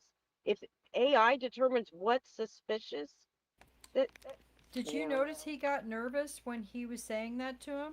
Oh, you yeah. could see how nervous he Uh-huh. was about that. Yeah. He 'cause wasn't now thinking he's got to about go. you Oh or me. shit. He was thinking about himself at that Yeah. moment. That's it. That's what I said. What they had set up for us is also going to do. It's not Well, just look- for us. It says no weapon formed against us shall prosper. So we'll see. Look at where he put his car. Look at how many paces away, just so it could be sitting at an intersection so people can feel the fear. Yes. You can see that. And then he's constantly looking back like somebody's going to go over and steal his lousy piece of shit. I don't want to be anywhere near a cop car, to be honest. Most people don't. Yeah, he's constantly. Monitor it. Have a good one, all right? Yeah, you too. I hope just tell people don't cut them down. Yeah, don't cut them down. Don't cut. Be aware. Be aware. Voice your opinion, but do it the right way. Go to commission meetings. Do whatever, be heard, but don't cut them down. They'll charge you with crimes. Yeah, keep it legal. That's it. Take care, man. That was Sergeant Herzog with the Orange City Police Department. Honestly, in my experience, that's one of the best law enforcement officers that you could encounter, pretty much in general, but especially if you're doing something like this, because I would say it's very rare that this conversation happens. So yeah, I agree with him. I've always known him to be very. I don't know what he's done in his community, but having this conversation was gold. The conversations is what needs to be had The bridge. to try and build a bridge or get them to understand how serious this is. You guys are gonna. It's not just for our safety, we know that, and it's not just for making his job easier. Is what they probably look at it, this will be great. Oh yeah. But they don't understand that how big this is, the implications of this, and what they're trying to really build, right? Well, it was sold Knowledgeable. to them in a certain way. Right. It, I mean, yeah, it was totally sold to them in a certain way. So they, yeah. Oh yeah. Mm-hmm. yeah, the pluses are all there, but the minus, yeah, because he didn't think of it when that guy told him, yeah, the AI can monitor what you're doing, and he's like, whoa. Yeah. Yeah. Yeah. Like He doesn't realize that. he don't realize he's probably got an AI body cam on that they can't turn off, and when they think it's off, it's still recording. Yeah. Only time it doesn't record is when you take a 15 or 30-minute break, and they only get one of those a day. Yes.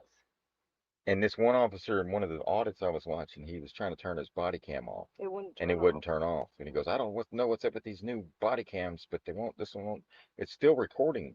It's recording everything inside Oh, your car. even when you turn off your phone, it's still listening to everything. When you call and you think you're having an off-the-record conversation with Uh-huh. your other buddy, and you're in the cop car, it's recording that Right. conversation. And also, if they're saying now, if you type in or say anything that's like with anything to do with weapons or anything like that, it flags you. So be careful what you're saying as far as any kind of thing like that. Or how you're commenting online. Right.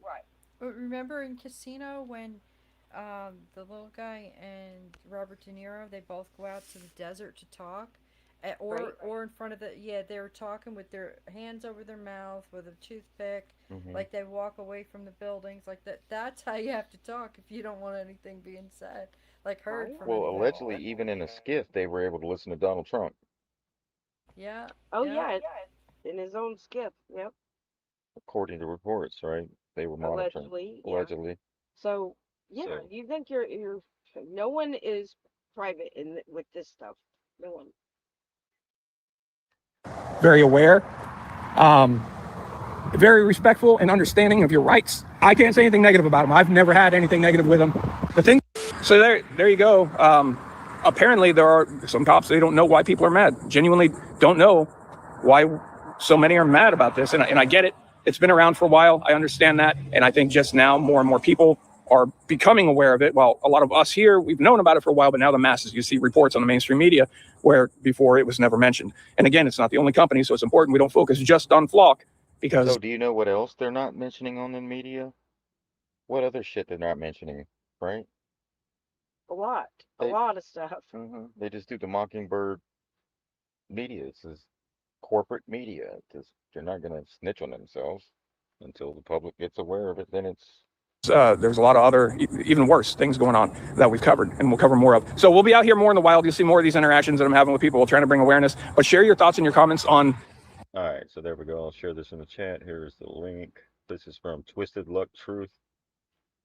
Out in the field, he says. That's what we're gonna have to start doing is going out, talking to your neighbors about it because, like they said, the algorithm is not pushing these things out, and several people mentioned our volume. I said at the beginning, it's StreamYard, and many other podcasters are having the same issue. They, I guess, they don't want this stuff getting out because you know, it's important stuff that people need to know, but it's just not getting out there. Or I don't know if it's something StreamYard's doing, someone else's AI is doing, or StreamYard. yeah. And yes, I have the chat open right now. Yeah, my microphone sounds fine. And this is why I'm completely convinced that this is a StreamYard issue, because what happens is anytime we pull something up through the StreamYard studio, that's when you get the echo. So it's all in StreamYard. We've troubleshooted everything. There's literally nothing we can do. Believe me, guys, I'm frustrated. It sucks. I wish StreamYard was better. I do, because it's the best way to do what I do. It's the easiest way to do what I do. But we're probably going to have to switch to a different setup here if StreamYard is just going to continue to have these issues. And you know what? That's kind of the problem, is that StreamYard makes it easiest for one man to run a show. But because of that, you know, it's not the best. That's just the facts. And I've had too many of these issues with StreamYard. So we're probably just going to have to totally switch. Obviously, we can't do that today. It's going to take a process, quite frankly. To switch everything up, it'll take at least a day or two even to get all of my ins and outs set up here. Yeah, I could try Rumble Studios. I'm not opposed to trying Rumble Studios. The reason why StreamYard is so nice is that I see somebody say that says Baron Coleman fixed his show issue. He was one of the people that was having the same issue with StreamYard. So it's a lot of people, everybody. Right, and like you said, StreamYard makes it easy. So if it doesn't get fixed, or we might have to do something like that, but then we would only be able to stream on Rumble or find some other type of platform. Yeah. This video, so the videos are 5x5, it looks like. Ladies and gentlemen, please join me in welcoming the 45th and 47th President of the United States, President Donald J. Trump. Get down, get down, get up, get down, get down, get down, get down. I'm doing a sound check. 5x5? Oh. You're all good. 5x5? Number one on TikTok. Get down. Trump's number one on TikTok, guys. He wants y'all to know that. It's amazing, Trump. I'm glad. Congratulations. Yeah, like that you're number one on TikTok. Patriot Nana said the sound's been much better than the past days. So maybe if you go back out and back in, they may help. Yeah. So I apologize, but unfortunately there's nothing we can do. It's all registering fine on our end. All right, so this next clip here is from Bahala BFT and Keith Edwards. Another MAGA Republicans gay secret leaked. A lot of the whatever they had on the Republicans is coming out with their sexuality. I could give a shit less what adults do with themselves. But to pretend that you're something that you're not in front of the public when you're having people vote for you and being deceptive, closeted, is the issue, right? It's 2026. Nobody cares about your shit. But when you run on and you lie to the American people about, because some people really vote according to their, religious beliefs, right? And that really puts a hamper in it when you're saying you're against something, but then you're voting for somebody that is a part of the certain community that you're not for, Here is, we got a left-wing progressive and a right-wing conservative doing a podcast together, guys. First time probably in history. Know him right here from YouTube. And Nate is currently the host of the YouTube channel Valhalla VFT. Nate, thank you so much for joining the channel. Yep. Yeah, thank you for having me. Like I was, my audience, I know is excited. We have a lot of crossover audience, and I know I was just telling Keith. I actually reached out to Keith about a month and a half ago and asked to collab. So, and I think he missed it. So we ended up working it out. Glad to be here. We can talk. Yeah, I'm glad we did. I mean, we get so many emails. It's actually kind of insane to imagine. But I'm glad we were able to connect, and I'm glad you're here. We got a lot to talk about. We have we're getting reports about the troops and their awful, terrible conditions that have come out. And we've got photo evidence that was in April. Now we just have more reporting on that. And we, of course, I mean, it's not a week in Trump's America if we're not talking about a Republican being accused of being a homosexual. And we have that coming. We have that coming up too. On my channel, we call it the closeted homosexual Republican politician crisis. It's an actual crisis at this point for sure. It's an issue. It's an issue, one that I hope to resolve. Sorry, we do have, for the viewers, we got some fun stuff to talk about because. What was that? The Joker? Sorry, I'm just. Oh yeah, Patriot Girl said he's a spitting image of the one actor that played. We were just talking about. We were talking about that last night. And we went back and looked at the one with Heath Ledger when Heath Ledger was playing the Joker. Mm-hmm. He even sounds like him. I was like, wow, he looks like kind of like Heath Ledger. Same hairdo, same everything, and it was crazy. Yeah, because he changed his hair and everything. And I thought my jokes were bad. Give me one reason why I shouldn't have my boy here pull your head off. Yeah, Owen looks like the Joker. Even the same hairline. See the hairline? And the voice is kind of the same. Lawyers wouldn't dare cross any of you.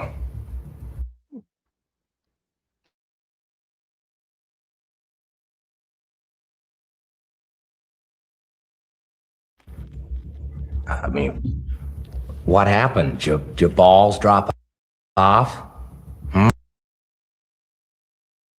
Yeah, we picked that up last night as well. Let me get back to this thing. I didn't mean to, but I just thought that was funny that you connected the same thing. Heath Ledger and Joker. Yeah. We were just talking about it last night.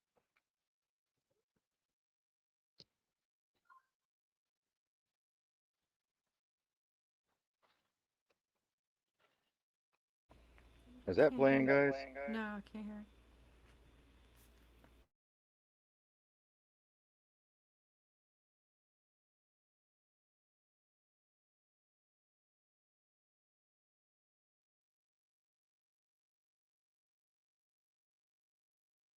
For sure. It's an issue. It's an issue, one that I hope to resolve. Sorry, we do have, for the viewers, we got some fun stuff to talk about because one of my close friends works at the very top of Grindr. He's got a C in front of his title. We'll just say that. So I got some inside information we can drop on that one. Wait. Okay, I can't. All right, I have a million things to ask, but we'll get to that. We'll get to that later.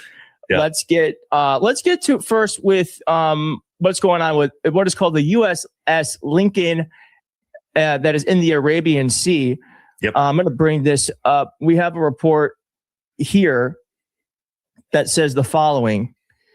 It says moldy showers, food shortages, sailors running out of toothpaste, deodorant, and soap.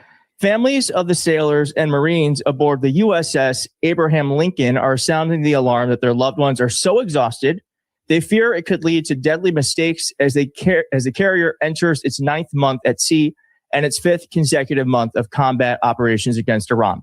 The families told MS Now there's no indication of when their loved ones are going to return home, as their routine 7th month deployment for the 5,000 plus crew members appears to have been extended for a second time.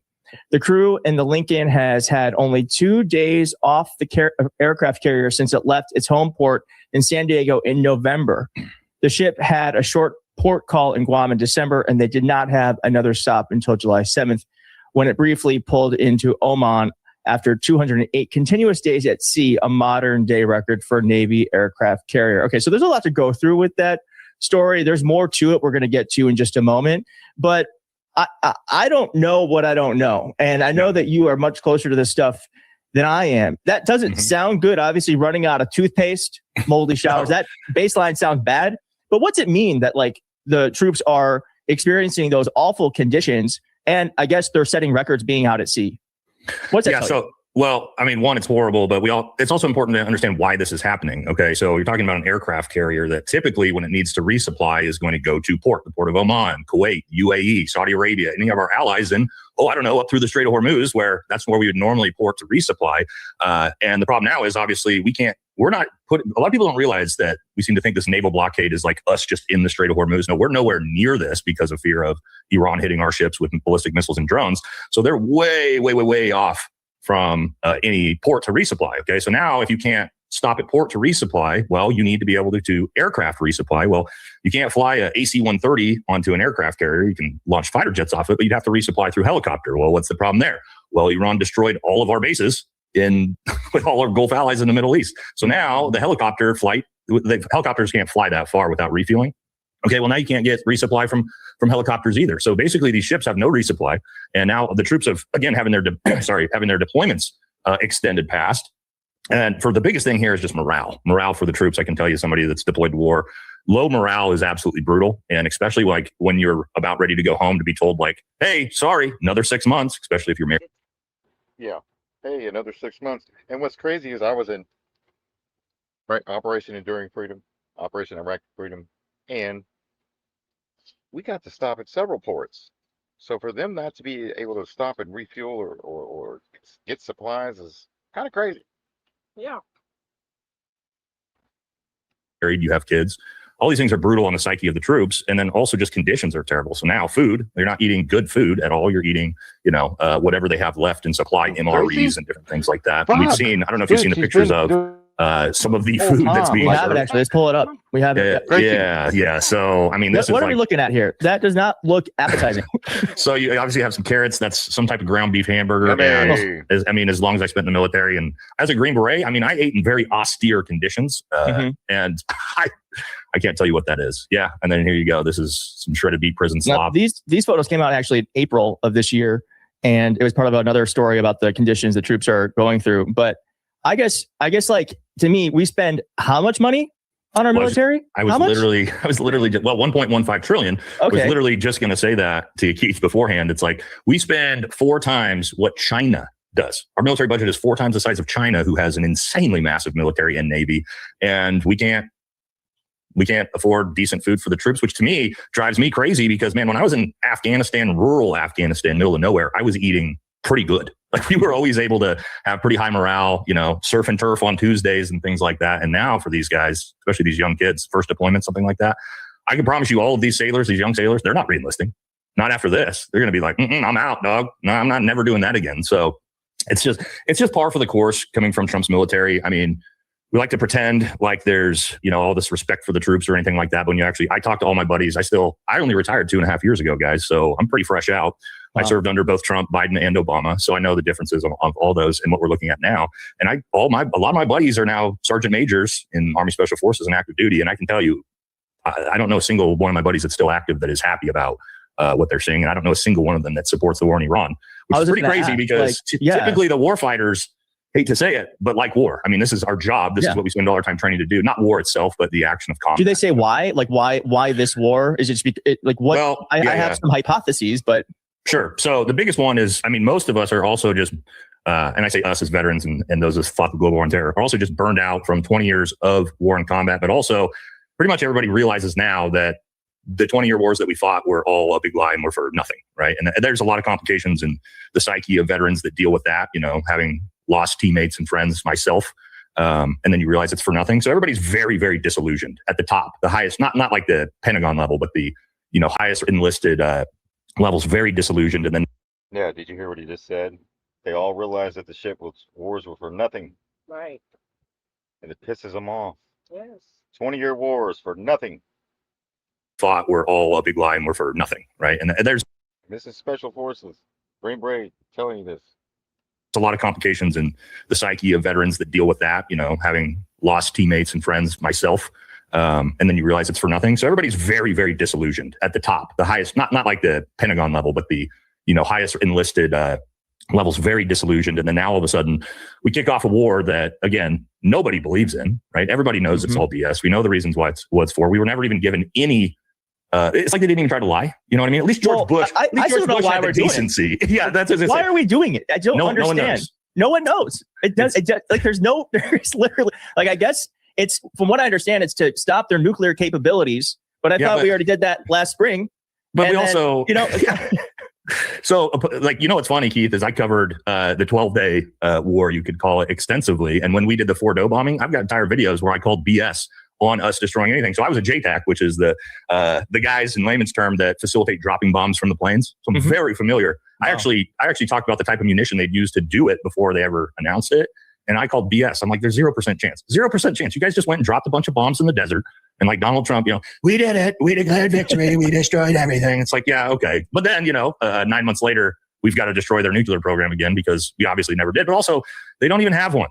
Tulsi Gabbard, our own director of national intelligence, literally said 9 months ago, Iran is not trying to develop a nuclear weapon. Or the CIA said this. And then I don't remember if you know that famous clip of Donald Trump being asked about Tulsi Gabbard saying that Iran is not developing a nuke. And he goes, I don't care what she says. They're definitely doing it. And you're like, okay, man. So, well, now they are. From what I understand, now they're, of course they are. The new guy who's actually more extreme than the last guy is wanting to move forward with that in a way that the previous ones were not. So, and would you not be more extreme if somebody bombed your country and killed your dad and maimed one of your daughters? Like, you don't think that guy's, you think that guy's going to be like, oh, good to go. Let's get some peace. Like, this is what I don't understand about war. Cause it's like, I just don't understand. Like, I don't think it ever, I think if I bitch slap you, you're more likely to bitch slap me. Right. Like maybe you talk it out. No bitch slapping, to put it simply. So I don't understand. I just don't understand the point of war. Usually, I know that sometimes you have to defend yourself, but it seems more often than not. It doesn't look like we're doing that. No. That's not what's happening here. I'm just saying, generally speaking, sometimes. No, I agree. But this seemed pointless and just made us less safe. But also, Keith, I try to explain to people, I'm like, what's our track record on regime change? We can go back to the Korean War. Right? We go back to the Korean War. Did we overthrow the communists? Nope. We gave up and left. Vietnam. My dad was a Green Beret in Vietnam. 19 years. Did we regime change? Ho Chi Minh? No, we left, Iraq, Afghanistan, right? In Afghanistan, I'd said, I was part of that 20 years fighting the Taliban to replace the Taliban with the Taliban. Iraq, we're still there. And now there's like war kicking back up there. Syria, we replaced Assad with the former leader of Al-Qaeda. It's like, this is our success rate as America in these regime change wars. It's 0%.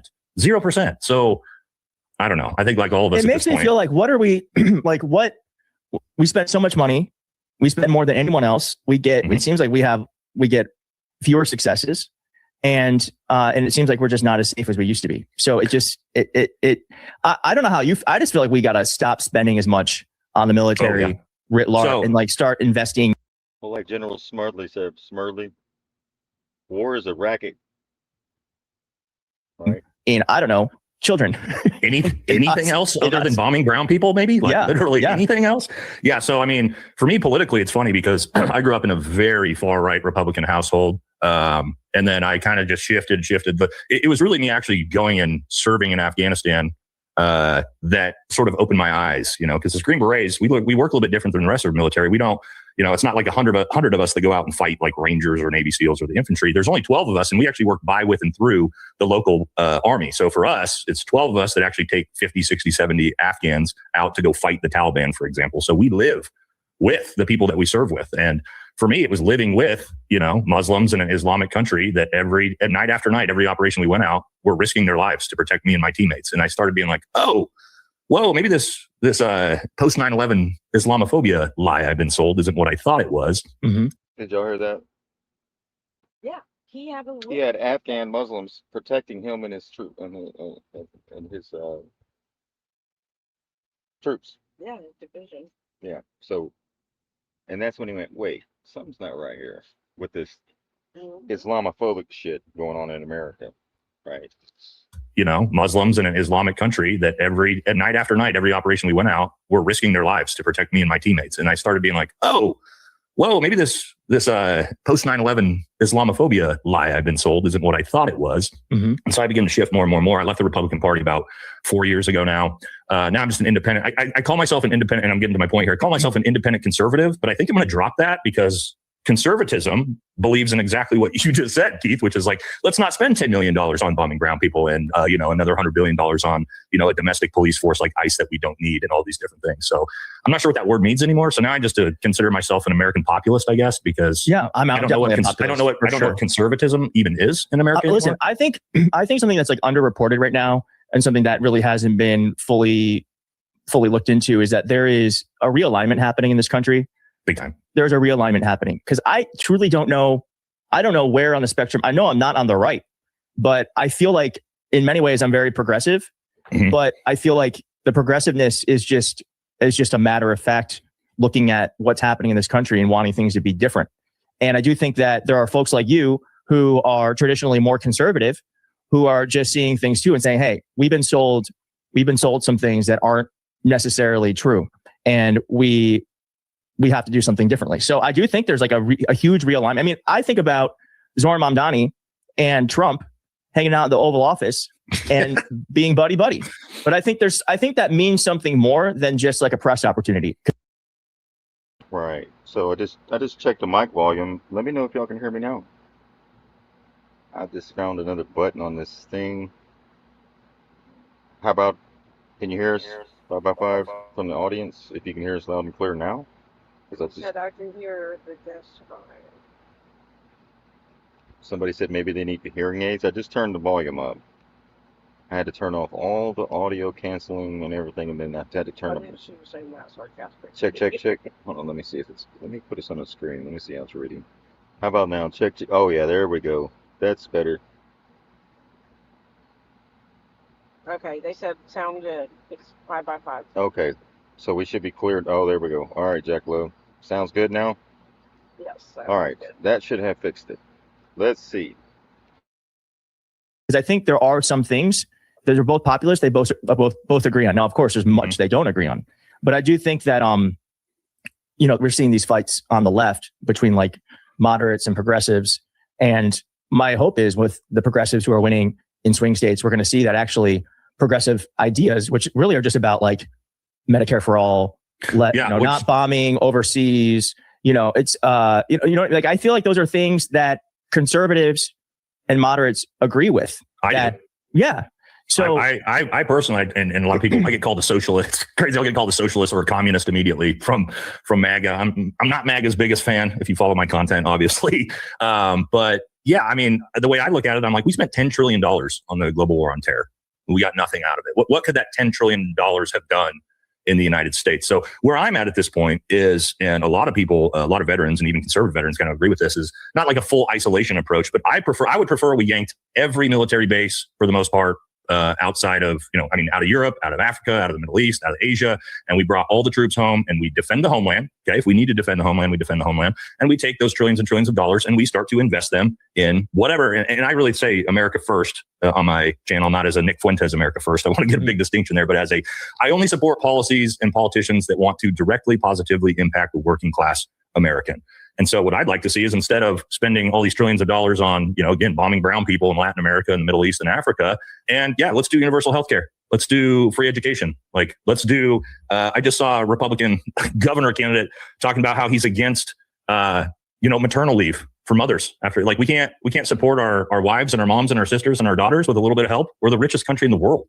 And so if that makes me, this is where I'm probably like you as a populist, maybe all over the place politically, but like, what are we doing here at this point, right? And that's really what made me fully leave the Republican Party, was just watching, one, they're not conservative because the spending, Keith, is not going down, right? Like the budget or the debt, or excuse me, the debt is skyrocketing under conservatives, and we have nothing worse and worse.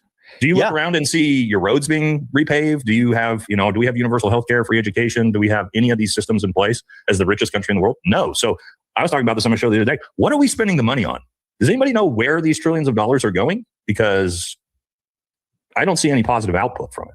I mean, the thing I think about a lot, actually, or like my biggest example of how even centrist Democrats aren't really interested in helping Americans was when we had the child tax credit, which was the greatest policy to pull most Americans out of poverty. And what that policy did was it allowed people to claim the deduction for their children ahead of time, so they get it back as a rebate every month as a check. And it actually did the job of helping lift Americans out of poverty. And what happened to that? Well, we got rid of it. They got rid of it. They let it lapse. And you know who helped? Centrist Democrats. They voted to let it lapse. So that's the thing, is like, I just am interested in policies and politicians who are against corporations who want money out of politics and want to invest in us. Simple as that. Let me pitch an idea to you here, Keith, because a lot of people, I don't think, add all these things up. If you didn't see, the military is at record recruitment levels right now. Record. Do you think Gen Z, who I can tell you does not support the war in Iran or a certain country for the most part, that's pretty much where they were fighting it for, do you think, record numbers of Gen Z are wanting to join the military? No, it's usually a last chance effort for a lot of young, poor Americans that have no other option. Like I joined the military because I didn't have any other options left. Like I was that or prison, right? So, So what I'm going to pitch to you is that the Trump administration wants a bad economy. See, a war administration wants a terrible economy because it jacks up recruitment numbers through the roof. And if you're potentially, I'm still a big proponent. I think we're going to do a full-scale grand invasion into Iran. I think that's coming. And we got to remember, in the global war on terror, 2001 is when we initially went into Afghanistan. They couldn't get across the goal line to invade Iraq until 2003. It's 2 years of war before the neocons finally got that across the table. We're only 5 months into this. And if you're looking at this is also expanding, right? Saudi Arabia is now entering the war against Iran. Ukraine has been bombing Iran, like Russia. Everything is sort of being intermingled and intertwined and getting more complicated to undo. That's the only way forward. You can't pull out. You got to push through. And so I think that's coming. And if that's coming, and a full-scale ground invasion in Iran will be far more death toll than even Vietnam, well, you're going to need a lot of bodies in the military.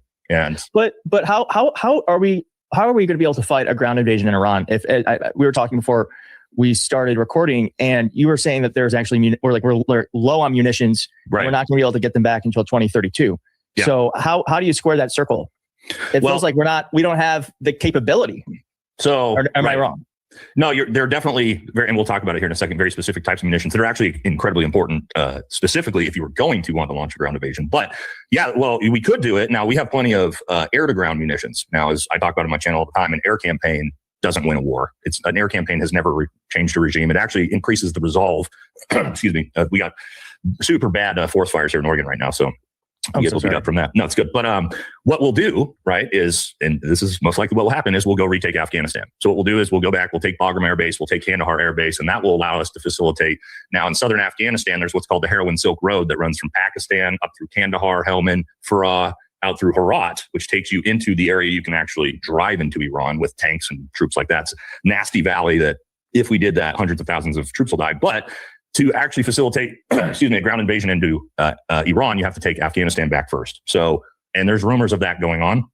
One of my former commanders that is still in was saying the other day, he told me in 2023, right before I retired, that we would be back in Afghanistan within 5 years to take that back to probably facilitate a war against Iran. He was talking about that in 2023. So, and what that allows us to do is now we have Bagram Air Base, which is right next to Iran, and now you can facilitate air campaigns much easier. You don't need to use the aircraft carriers and things like that. And then you can push through with conventional ground military troops like we did in Iraq. But again, it's going to be bloody, it's going to be messy. But don't be shocked if you see that happen before the end of Trump's term, because I think they're trying to get a lot of this across the goal line while they still have the support to do it. So it's terrifying, but yeah, for the missile systems, if we want to talk about that next, the shortage of missile systems. Yeah. So what we have, let's see, I think I had, I don't know where it is. Anyway, I'll just explain it. Oh, so yeah. So the story as it goes here, and we've covered, so we are, as far as we're being told, whistleblowers and even the Pentagon acknowledged this about a month ago, is a couple different types of missile systems. We have what's called ATACMS, and these are our surface-to-surface missile systems. And why these are really important is because they're mobile. You put them on what's called a HIMARS system. I don't know if you've heard that term before. Listen, pretend like I don't know anything, because this is all new to me. So, okay, I just know domestic stuff. I know who's going to win in Michigan. So I'll explain it. So the HIMARS system is the launcher, the mobile launcher, right? It's a vehicle that has the launcher system on it. You'll see that, right? The ATACMS are the missile themselves that launch, and the HIMARS are super, super important because they're mobile. So you can put them on a AC-130 jet and fly them, into an area that you're trying to help facilitate maybe a ground invasion for. And then you have a surface. They're like, think about Iran's ballistic missiles, right? Except you have a mobile version of that you can move around. So that can be very, very important because you use those to take out enemies of their missile systems and their anti-air systems and things like that. So that's why those are so important. We're pretty much completely out of those. We're also pretty much out of our Patriot missile systems, which are what we give to Ukraine and Israel to shoot down incoming ballistic missiles. You didn't see in Ukraine yesterday, Ukraine got drilled by 24 Russian ballistic missiles and shot none of them down. Because it's not just Ukraine doesn't have them anymore, because the United States doesn't have it anymore, same as Israel. So our ability that's a huge deal too, right, for America, if you were to try to, launch a ground invasion. And is that like Pete Hegseth? Is that just bad management, or is that how could that be? How could that be? Of course, because we did 5 months of just bombing, you know, anything with four corners in the desert in Iran for zero strategic or tactical value, right? But we showed everybody, look how many bombs we can drop. It's the most Trump thing ever. We dropped so many bombs, right? Because that's same as our Tomahawk missiles. The Pentagon has said we're pretty much out of Tomahawk missiles because we spent them all, you know, bombing little girls' elementary schools, I guess.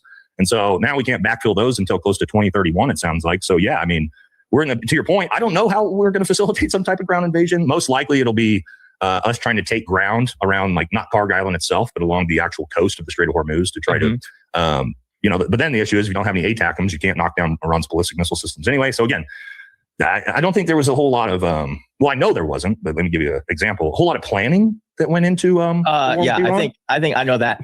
I think everybody's figured that out. Yeah. For example of this, I don't know if you remember Trump in the press conference saying nobody could have expected them to close the Strait of Hormuz, that nobody would have ever thought that they would do this. And I'm like, that's funny because you can go 10 months back on my YouTube channel to a video where I talk about if we go to war with Iran, the very first thing they'll do is shut down the Strait of Hormuz. And I went through all the shipping lines and all the effect it would have. And it's like, if some random dumbass like me by myself behind a camera knew that, then I'm pretty sure the Pentagon knew that. But I think it's just a fly by the seat of your pants. I think it's like Donald Trump wakes up and, you know, they tell him something's going on and he's just like, all right, well, it's Monday, so let's tell the markets that the war's over, right? And then once Friday hits, then we'll start bombing again. And then, you know, Sunday night he'll declare peace, and we've just done that for 5 months while we just wasted all our munitions. And his buddies made, you know, billions and billions of dollars off it. To me, I think it's really just a big grift right now. It's also great for the military industrial complex because we're dropping bombs again, right? After Afghanistan, Iraq Iraq was still there, but after those campaigns ended, they got to make that money, right? You got to drop bombs on brown people, Keith. That's what America's all about, baby, right? We got to keep that machine rolling, you know? So I'm sorry to laugh about that, but it's just such a joke at this point that, and none of America, like, America doesn't support it at all. You know, is it like 25% of Americans, which is just MAGA, I guess, support the war at this point? Yeah. I mean, I don't think anyone supports this war 30%. who's paying attention. And I think it's one of the reasons why we're going to see, regardless of who Democrats nominate, whether they be a progressive or a centrist in a swing state, we are going to see more likely than not that Democrats are going to win overwhelmingly because it's going to be a rejection of everything happening right now. I don't know if that's going to happen statewide for local races, like governors and that sort of thing. That might be different there. That's different. But I think when it comes to federal, we are going to see a very overwhelming push. Can I expand on that for my audience? Okay, my audience is, I have a very broad audience, right? We got progressive leftists and we've got far right, we got everything. But the majority of my audience is disillusioned former Republicans for the most part, right? Independent conservatives, whatever they consider themselves. And I can tell you, I do polls, and none of my audience, especially after two big things, after what happened to Thomas Massey, and then after basically 100% of Republicans voted to merge our military with another country, they pretty much said we're done. So my entire audience, I've done polls, like 98% of my audience says that they will not vote for any Republican candidate in the next two elections. All right. So y'all heard that. That is coming from somebody that has 200-something thousand subs. Right. And he's right about Trump manipulating the market. Yeah, he said What he said want to see affects the market, right? is I didn't want to see economic catastrophe. If you kept this going, that could have happened. But all I know is every time we talked about the possibility of peace, the stock market shot up like a rocket ship. It never went down. They didn't like it. The people, the stock market is more brilliant than anybody there is, including the people on the stage, other than me, of course. Let's see. I don't know. What do you think, Scott? Is the stock market more brilliant than you? No, sir. That's a terrible statement. All right. The stock market is quite brilliant. And every time we said something amazing, like we're going to settle, it would go up. And every time we said something negative, like, guess what? We're not going to be able to settle, it would go down very big, Peter. Very, very big. Tells you something. I didn't want to see.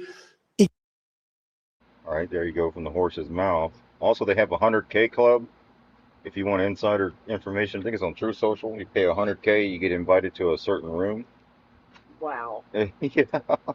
So this is really done in your face on purpose, I believe. This is like this is what they've been doing in the background. Well, yeah, he's telling you that what is being put out it fluctuates market. So it is all disclosure. Yeah. Right? And it's scary at times. But remember, we have the power. And we do need to get involved. You do need to vote locally. I mean, or in contact, make noise. You have to do something. You can't just sit back and do nothing and hope somebody else fixes it. And that's where the title of the show is America's Complacency. Yes. For years, the market rewarded those who knew things first. They called it illegal. Not anymore. Introducing Truth API. Tariffs at 2 a.m., you're already short. A pardon for a major shareholder, you bought at the open. Restarting the Iran war, you'll know first. Truth API. It's not insider trading when the insider sells you the feed. Just $100,000 a month, which, let's be honest, you'll make back by Tuesday. Truth API. It's fucked up, but real. Not available to poor people. Not available to poor people. Right? Right? Yeah, so that's true. That's the 100,000, 100K club. And I wanted to mention, I posted the movie Atlas Shrugged. If you listen to that, John Galt was a group of people with a lot of money. They're actually the ones that actually saved everything. So you might want to watch that movie. It's a really good movie. Happen statewide for local races, like governors and that sort of thing. That might be different there. That's different, but I think when it comes to federal, we are going to see a very overwhelming push. Can I expand on that for my audience? Okay, my audience is, I have a very broad audience, right? We got progressive leftists and we've got far right, we got everything. But the majority of my audience is disillusioned former Republicans for the most part, right? Independent conservatives, whatever they consider themselves. And I can tell you, I do polls, and none of my audience, especially after two big things, after what happened to Thomas Massey, and then after basically 100% of Republicans voted to merge our military with another country, they pretty much said we're done. So my entire audience, I've done polls, like 98% of my audience says that they will not vote for any Republican candidate in the next two elections. Yeah, listen, just refusing to. James Talarico, we showed this video when I live streamed a couple days ago that these three nice ladies were interviewed by, I don't even know who interviewed them, but they're like, we're voting for James. We voted for Republicans our entire life. We like the middle school teacher. We don't want the guy Ken Paxton. Yeah, so it's like there's something releasing PDFs back onto the street. There is something happening, and it makes me. It's nice to know that people are paying attention. Okay, all right, and let's get to this third and final story. Really, the best story, the best of the worst. The least surprising story ever, by the way. We were all very surprised. Let's get to this tweet. So someone tweeted this the other day, and they said, this is Chef Joe Guerra said to Josh Hawley, maybe we should ask Carlos, not a pseudonym, the busboy who saw you kissing your strong date from that, quote, agency when he was taking out the trash behind the property about your integrity. All right, they're going to get into Republicans being closeted and stuff like that. I think that's how they controlled your politicians, was through the blackmail, so their secrets would never get out, which we always get the raw end of that. Right. All right, the next piece we're going to play is, let me put that in the chat for what we just played. Again, that was, remember General Smedley, war is a racket. Y'all remember that? War is a racket. It always has been. It is possibly the oldest, easily the most profitable, surely the most vicious. It is international in scope. It is the only one in which the profits are reckoned in dollars and the losses in lives. There are only two things we should fight for. One is the defense of our homes, and the other is the Bill of Rights. War for any other reason is simply a racket. It may seem odd for me, a military man, to adopt such a comparison. Truthfulness compels me to.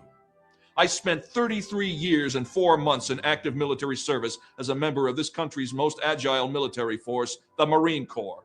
I served in all commissioned ranks from second lieutenant to major general. And during that period, I spent most of my time being a high-class muscle man for big business, for Wall Street, and for the bankers. I suspected I was just part of a racket at the time. Now I am sure of it. I helped make Mexico safe for American oil interests in 1914. I helped make Haiti and Cuba a decent place for the National City Bank boys. I helped in the raping of half a dozen Central American republics for the benefits of Wall Street. I helped purify Nicaragua for the International Banking House of Brown Brothers in 1910. I brought light to the Dominican Republic for American sugar interests in 1916. In China, I helped to see to it that Standard Oil went its way unmolested. Looking back on it, I feel I could have given Al Capone a few tips. The best he could do was operate his racket in 3 districts. I operated on 3 continents. A racket is best described, I believe, as something that is not what it seems to the majority of the people. Only a small inside group knows what it is about. It is conducted for the benefit of the very few at the expense of the very many. In the World War, a mere handful garnered the profits of the conflict. At least 21,000 new millionaires and billionaires were made in the United States during the World War. How many of these war millionaires shouldered a rifle? How many of them dug a trench? How many of them knew what it meant to go hungry in a rat-infested dugout? How many of them spent sleepless, frightened nights ducking shells and shrapnel and machine gun bullets? Out of war, nations acquire additional territory if they are victorious. They just take it. This newly acquired territory promptly is exploited by the few, the selfsame few who wrung dollars out of blood in the war. The general public shoulders the bill. It would have been far cheaper and safer for the average American who pays the bills to stay out of foreign entanglements. For a very few, this racket, like bootlegging and other underworld rackets, brings fancy profits. But the cost of operations is always transferred to the people who do not profit.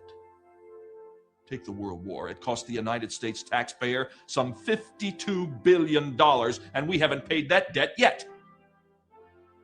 But ultimately, it's the soldier who pays the biggest part of the bill. If you don't believe this, visit the American cemeteries on the battlefields abroad, or visit any of the veterans' hospitals in the United States. Napoleon once said, "All men are enamored of decorations, they positively hunger for them."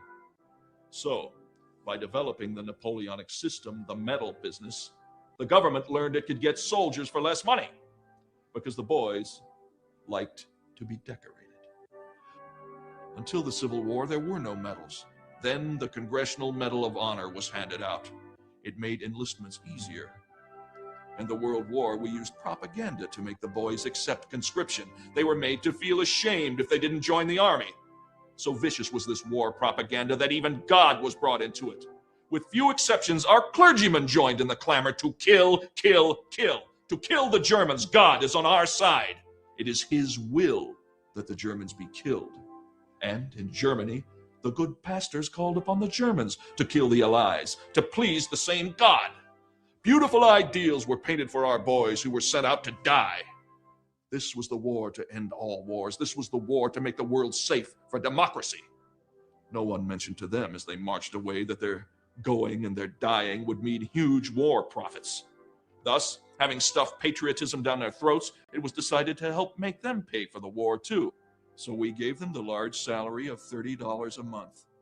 All they had to do for this munificent sum was to leave their dear ones behind, give up their jobs, lie in swampy trenches, and kill and kill and kill.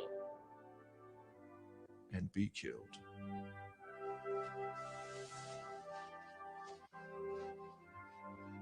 Well, war is a racket, all right. And the only way to smash this racket is to conscript capital, industry, and labor before the nation's manhood can be conscripted. Let all the officers, directors, high-powered executives, all the workers, managers, bankers, and yes, all the generals, admirals, officers, and all politicians, all government office holders, everyone in the nation be restricted to a total monthly income not to exceed that paid to the soldier. Why shouldn't they? They aren't running any risk of being killed or having their bodies mangled or their minds shattered. The soldiers are. Give capital, industry, and labor 30 days to think it over, and I think you will find by that time there will be no war. Another step necessary in the fight to smash the war racket is the limited plebiscite to determine whether a war should be declared. A plebiscite not of all the voters, but merely of those who would be called upon to do the fighting and dying. There wouldn't be very much sense in having the president of a munitions factory or the head of an international banking firm or the manager of a uniform manufacturing plant, all of whom see visions of tremendous profits in the event of war, voting on whether the nation should go to war or not. They never would be called upon to shoulder arms. Only those who would be called upon to risk their lives for their country should have the privilege of voting to determine whether the nation should go to war. That would smash the war racket. That and nothing else. The next war, according to experts, will be fought not with battleships, not by artillery, not with rifles, and not with machine guns. It will be fought with deadly chemicals and gases. But victory or defeat will be determined by the skill and ingenuity of our scientists. If we put them to work making poison gas and more fiendish mechanical and explosive instruments of destruction, they will have no time for the constructive job of building a greater prosperity for all peoples. By putting them to this useful job, we can all make more money out of peace than we can out of war. So, I say, to hell with war!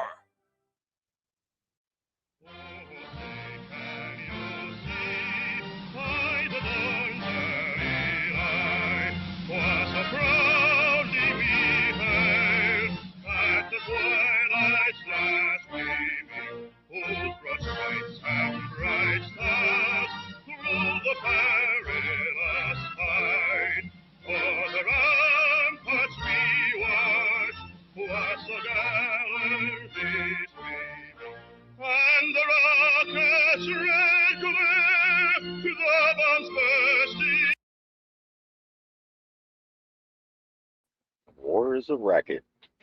Yep. Placed in 1959. The woman in it is Ayn Rand, the author of Atlas Shrugged, a book that progressives literally cannot stand. And I wonder why. How do we build roads, sanitation facilities, hospitals, schools? If the government is not permitted to force, if you will, by vote, taxation. When you admit that you want to take money by force from someone and ask me, how are we going to build hospitals or roads? You admit that someone is producing the money, the wealth that will make those roads possible. Now you have no right to tell the man who produced the wealth in what way you want him to spend it. If you need his money, you can obtain it only by his voluntary consent. Clip you're about to watch is from a She's the one who wrote Atlas Shrugged. Which is what the movie is based off of. Yes. Causing so much anti-Semitism against Jews. They're committing so many crimes. And they were in the Shoah killed, all of them. You are right, but let me ask you today. Where is the most dangerous place for a Jew today? Let me ask you. Since Auschwitz, where is the most dangerous place for people today, for Jewish people today? Please tell me. Where is the most dangerous? Israel is our land. It's your land. It's your land by killing masses of Palestinians, by committing each and every crime in the book.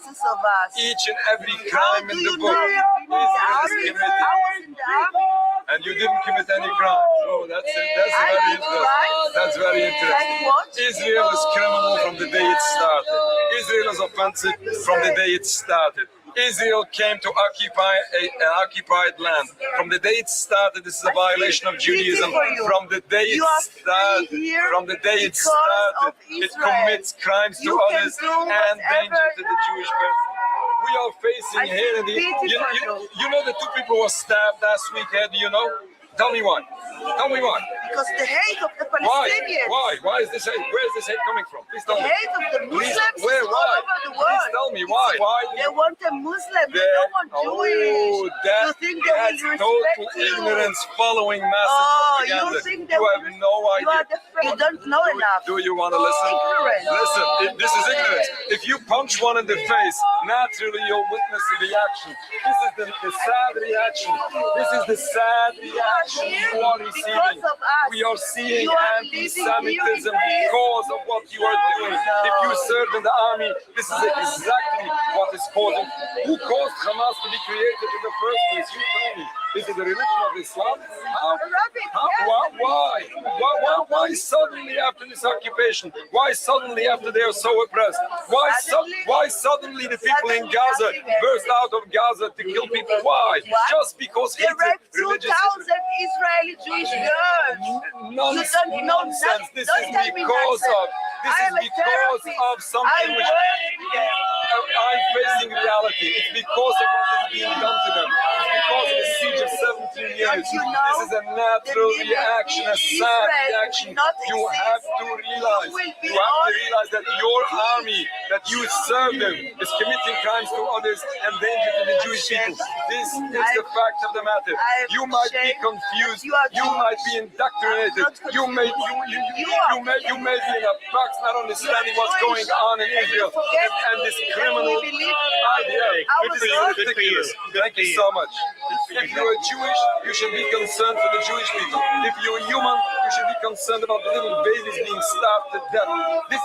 Are you supporting the assassination of little infants? Yes or no? Do you support it? Do you support it? Tell me if you support the starvation and the killing of little babies. You're not answering. You are not answering. You are not answering the question. You are ignoring the question. You are not answering. Shame on you for not answering a simple question. A simple question. Do you support the murder of little babies? Yes or no? Do you support the murder of little babies? Yes or no? Do you support the greatest rebellion against God? Yes or no? Do you support a secular movement of Zionism, which is a rebellion against God? Yes or no? You cannot answer no question. There's not one question you can answer. Why don't you answer? Why don't you answer if you support the murder of little infants? Answer yes or no, or you don't know. One out of three questions. Answer me. No. Answer the question. Answer the question. You cannot answer. You cannot answer. If you cannot answer, then you have to admit that something is wrong. Something is misleading you. Something is propaganda. Something is disastrous. Shame on serving in the IDF and not even regretting it. So many people are smarter than you. So many people are returning to humanity. So many people are returning to Judaism. So many soldiers are admitting what they did is wrong. I'm standing on my spot. I'll step back. That's New York for you. Okay, so that's they're confronting each other, right?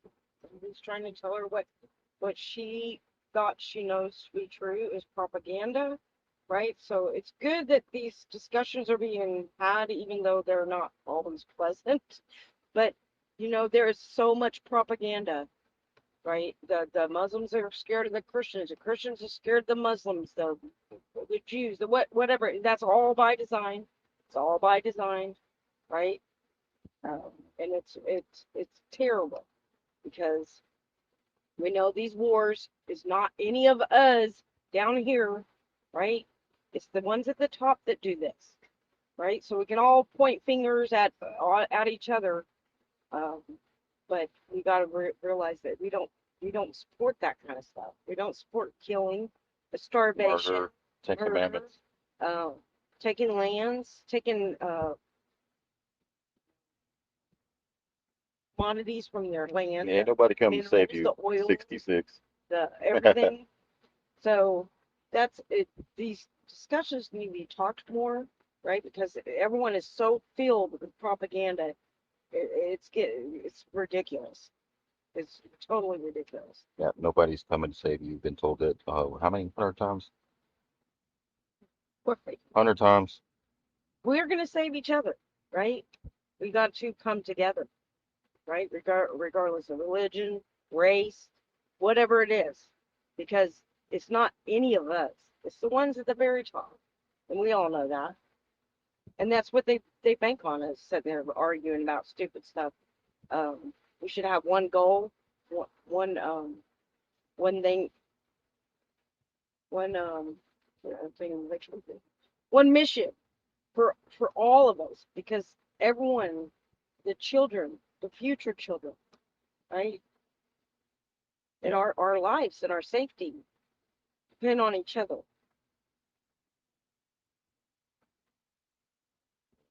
If you're not doing anything wrong, you have nothing to worry about. Said the buck to the other buck. Yeah, nice meme. I got people like that in those news website things that I'm like, all right, bootlicker, you don't get put on a special list for licking boots. Like, that's not a thing.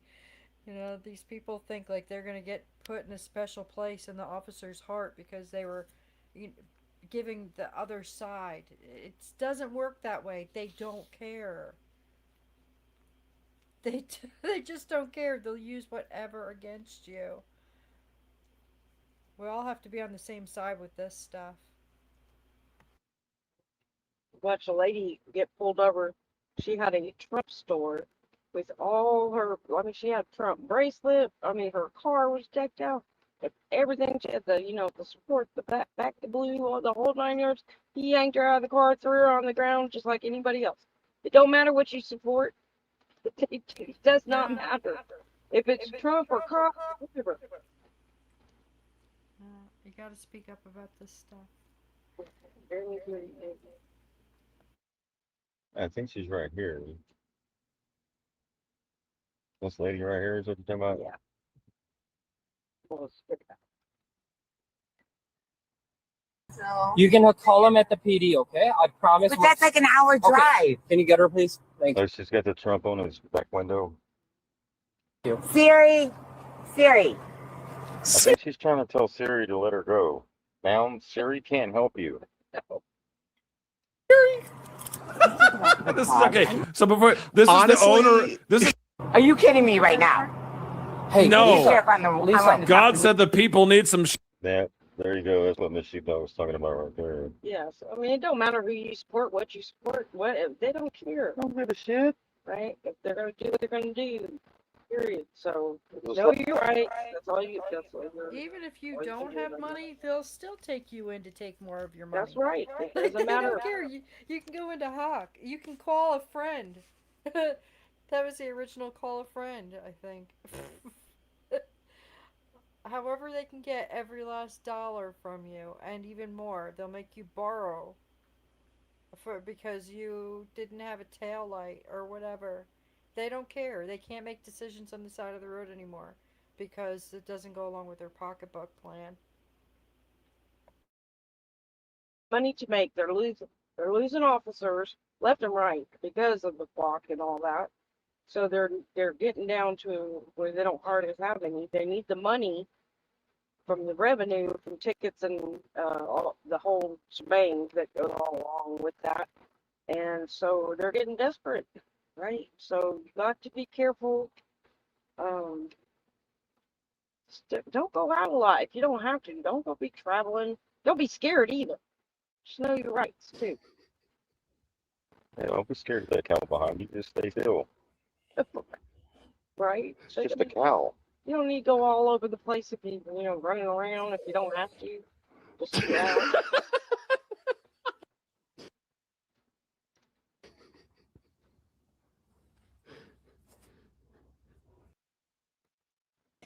And this is what he said. Jimmy and Kurt's be. And this is what he said. Jimmy and Kurtz Metzger. And I've often thought that Steve Bannon was a Fed. Discussed Kurt's theory that QAnon was essentially a live action role playing game designed by Stephen Bannon, Jeffrey Epstein, and a Chinese associate named Gino Yu to manipulate politics and dissipate revolutionary energy. The two talk about how Bannon used video game path working to create a branching narrative that made participants feel like they were solving clues and fighting Satanists alongside Donald Trump.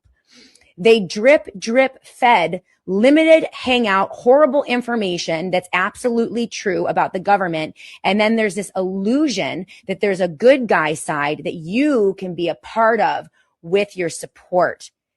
He said Bannon is behind the design of that. He's a dark magician, I would say, which is really just an intel person if you want to be secular about it.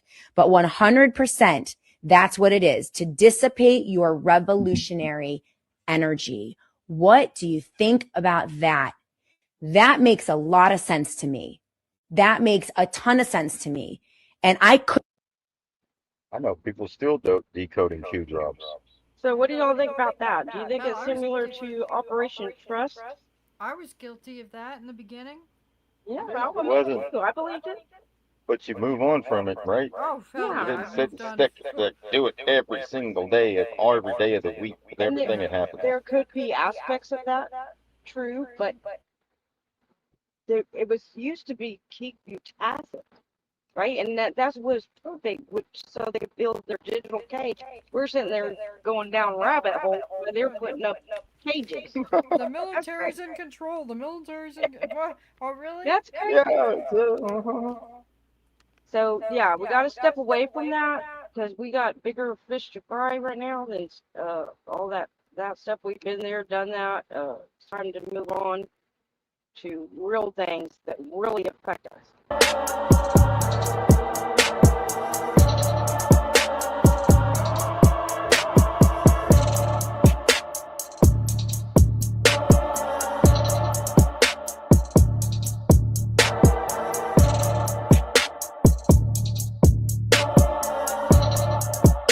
Look at them wages. This is our income. It stays the same. Everything increases.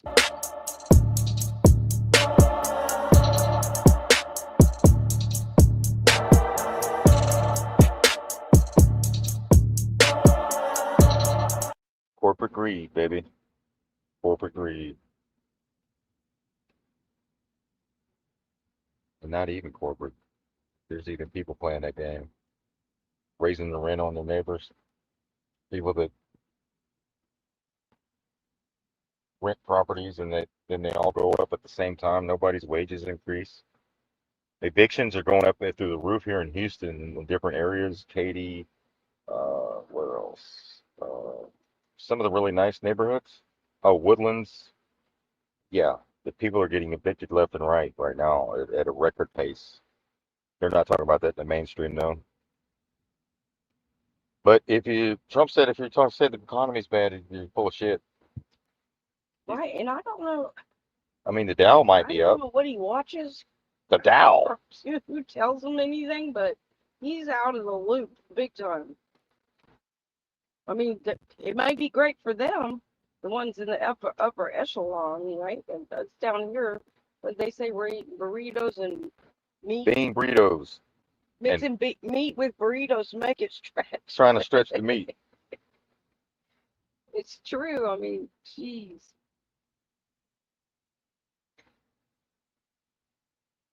That's where we're at, leaving this behind for our grandkids. Shitty ass economy. This wage, yeah, U.S. rent prices versus income, and this is starting back in '85. It's 1985. Everything was looking good under Reagan. Look at that, rent and income were handed right there. And then '87, boom, rent prices went up. '89, '90, '91, but Down at the bottom. got one more clip here we're gonna play. Let's see. We've done it. I think that's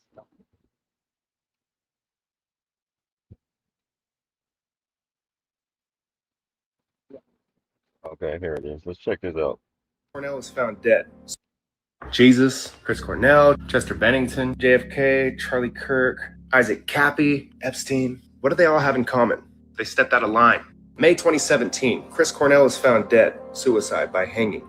2 months later, on Cornell's exact birthday, Chester Bennington is found dead. The official story was they were tragic suicides. Reality? They were reportedly working to expose the darkest human trafficking network in the music industry, which happens to be connected to all industries. It's like Isaac Cappy, who went on camera name-dropping the biggest names in Hollywood, says I'm not suicidal, and then hangs himself off a bridge. Years earlier, Michael Jackson visits Israel. He saw behind the curtain, and then he wrote, "They don't care about us. They don't really care about us." He was relentlessly attacked for that song. And admittedly, he did make some pretty controversial lyrics that Hitler would probably approve of. He fought the industry masters, he tried to protect the children, and they destroyed him for it. But what were they trying to expose? Look at Epstein's Island. It wasn't just a honeypot. It was a ritual site. Why did he build a gold dome temple painted in blue and white stripes? Why was there a massive owl statue tied to child sacrifice? The exact same owl worshipped by the elite. Can we just call them pedophiles? By the pedophiles at Bohemian Grove. It's not just about blackmail, it's spiritual warfare. I mean, remember the Epstein files where he dressed up as Jesus to abuse, assault, and murder a girl. These people are fucking sick. This is Marina Abramovich's spirit cooking made real. Who protects the network? You gotta follow the bloodlines. You have Ghislaine Maxwell's father, Robert Maxwell, who I told you a little bit about, who was a confirmed Mossad spy who was mysteriously killed after threatening to expose his intelligence handlers. Decades earlier, JFK sent a nuclear ultimatum to Israel, demanding they freeze the Dimona reactor. 5 months later, JFK is dead in Dallas. Nothing's changed.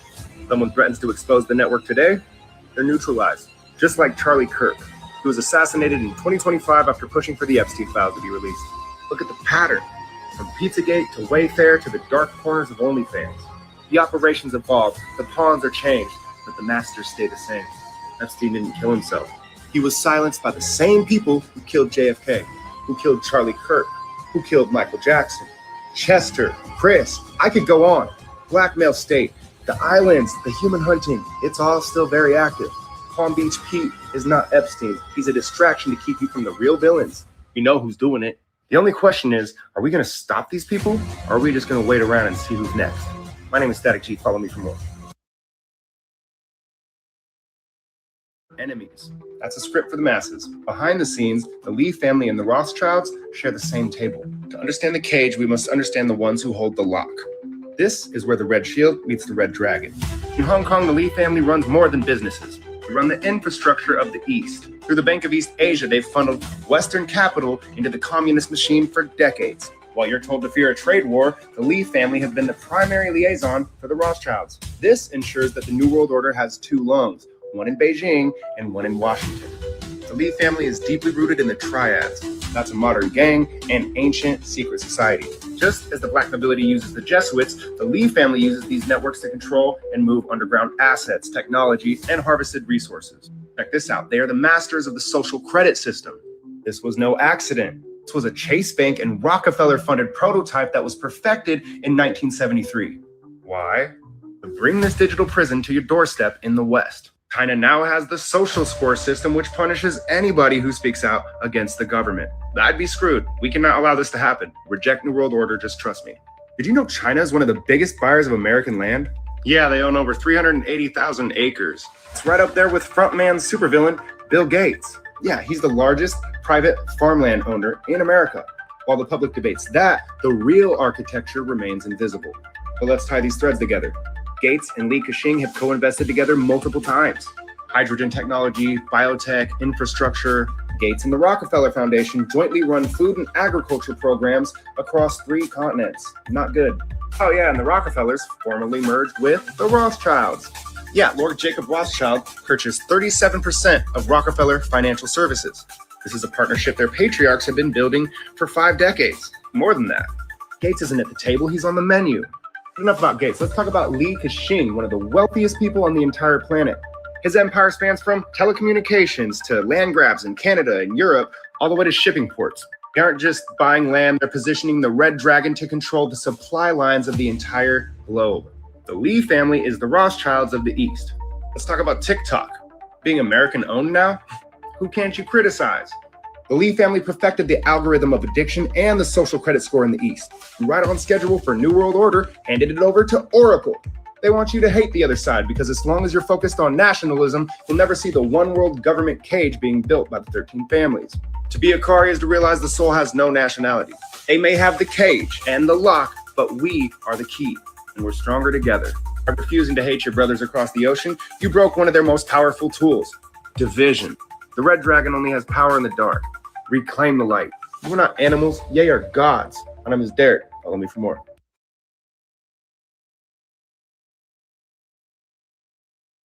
As above, so below. As within, so without. Wait a second. I'll play it. Yeah, I was just going to say the QFS, quantum financial system, the digital currency, that was all part of the digital cage. So stop cheering that on. Constitutional Stop. money is what? gold and silver. 20. Now, can Only. that be later? Like if we got a hold of it or something changed, could it be backed by a physical asset? It could, but the ones they're marketing now is they say it's backed by gold. It's not. It's backed off the market of gold, nothing tangible. So it's off the market. As above, Stock market, right? So the rates. So we don't want that. Don't cheer that on and don't go into that, right? Until something changes and it can be flipped or switched or whatever. Don't be cheering that on. as above, Just to agree with all this. Lack of education. Yes. Lack of knowledge, which is the real famine. Yes. Right? Trump says, I love the poorly uneducated. We love the poorly uneducated. But listen to what he says. He tells you flat out what they're doing, right? And we're supposed to catch that, and we're not supposed to go for it. as above, so below, as within, so without. That's the law of correspondence. It is not Solomon's, David's, Billy, or whoever. It's as above, so below. Whatever is going on in your head is going on in your body. Whatever is going on inside your body is going on outside in your life. That's the way it's immediately relevant. Then it gets to be whatever is going on in the heavens is going on the earth. Whatever is going on the inside of the heavens is going on the inside of you in your spiritual, astral, invisible body. That's the law of correspondence. Yes, dear. Are you sort of suggesting that you could affect the heavens? That you are already affecting the heavens. The heaven you're affecting is on top of your head. That's the heaven you're affecting, for good or ill. That's right. Precisely. Very good. Very good. Very perceptive. And that, my friends, is the Golden Dome that they talk about in Scripture. They told you it was on a building, like at the Epstein Island with the Golden Dome on top of their little ritual spot. All right. It's you. Everything's you. You're the key. They fear you. They fear all of us waking up. They know that we are the light. We hold the key. We can bend this to the direction we want it to go. But we have to unite. When we unite, it's over. But stop falling for the Muslim scare propaganda, the red scare, the whatever scare. Stop. Because it's not doing anybody any good. And the more they put this stuff up, the more fighting we do, and we'll be locked in. We're not going to do that. Break a person who's not afraid to eat alone, who's not afraid to be rejected, who's not afraid to lose friends in the process. Because that person, they've already faced the silence. They've already sat with loneliness. They've already learned how to clap for themselves. You can't bring down someone who stopped waiting for validation, who turned their pain into power, who turned their wounds into wisdom. That kind of person, they're held up by something stronger than applause. They're fueled by something so powerful called self-respect. And once you learn to stand on your own, they can try to push you, but you won't fall. If you're not following the Vowsen, you will probably never hear my voice again. But if you are, congratulations. You're growing every day.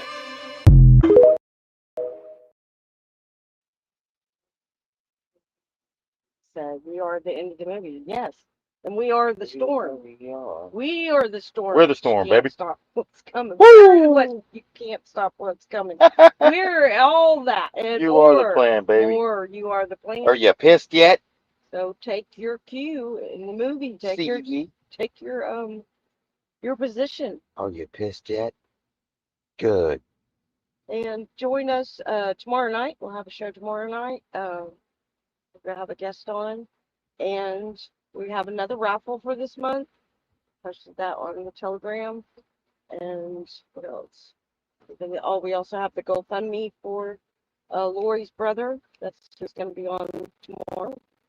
Yes, and you just try to help him out.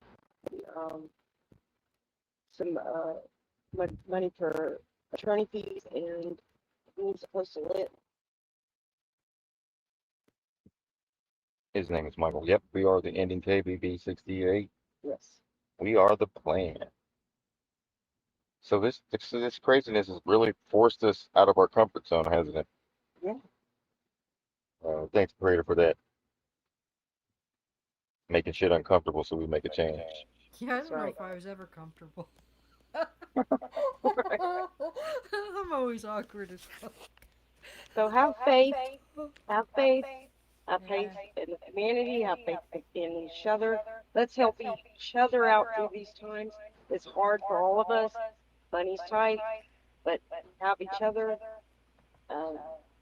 Let's lean on each other because that's all we got.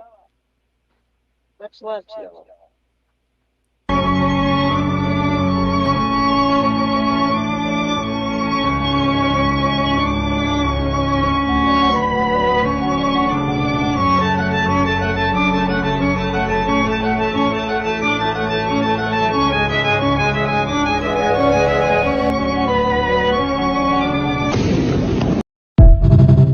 And there you have it. Good night, everybody.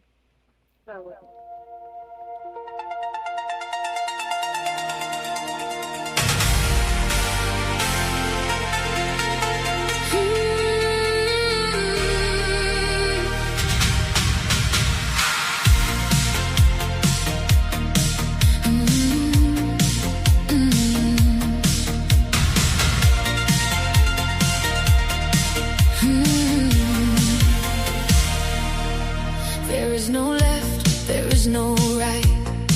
Just one voice rising in the night. One heart beating through the noise. A single truth for all of us to voice. We keep replaying all the pain we've known.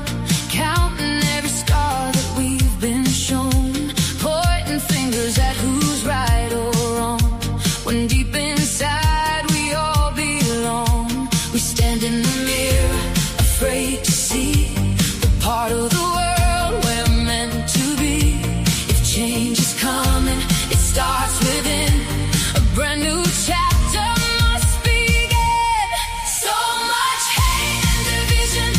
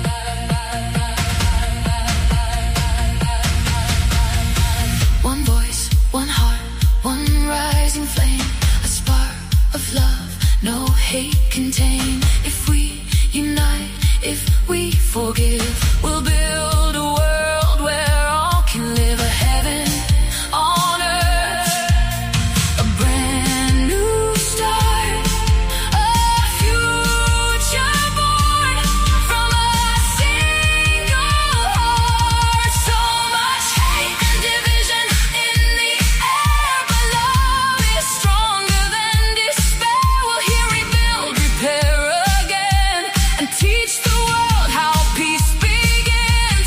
Our children and children yet to be deserve a world where all are free. Let's stand together, play our part. One voice, one world, one beating heart.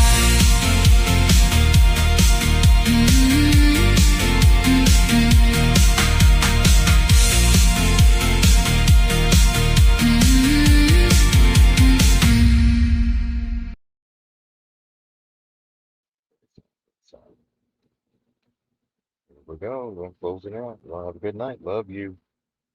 Love you all. Love and light. Shout out to Hunter, Mike Penny's family,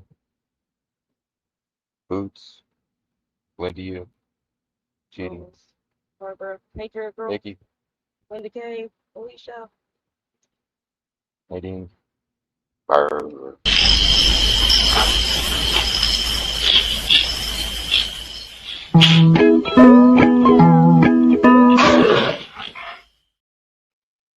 Told you.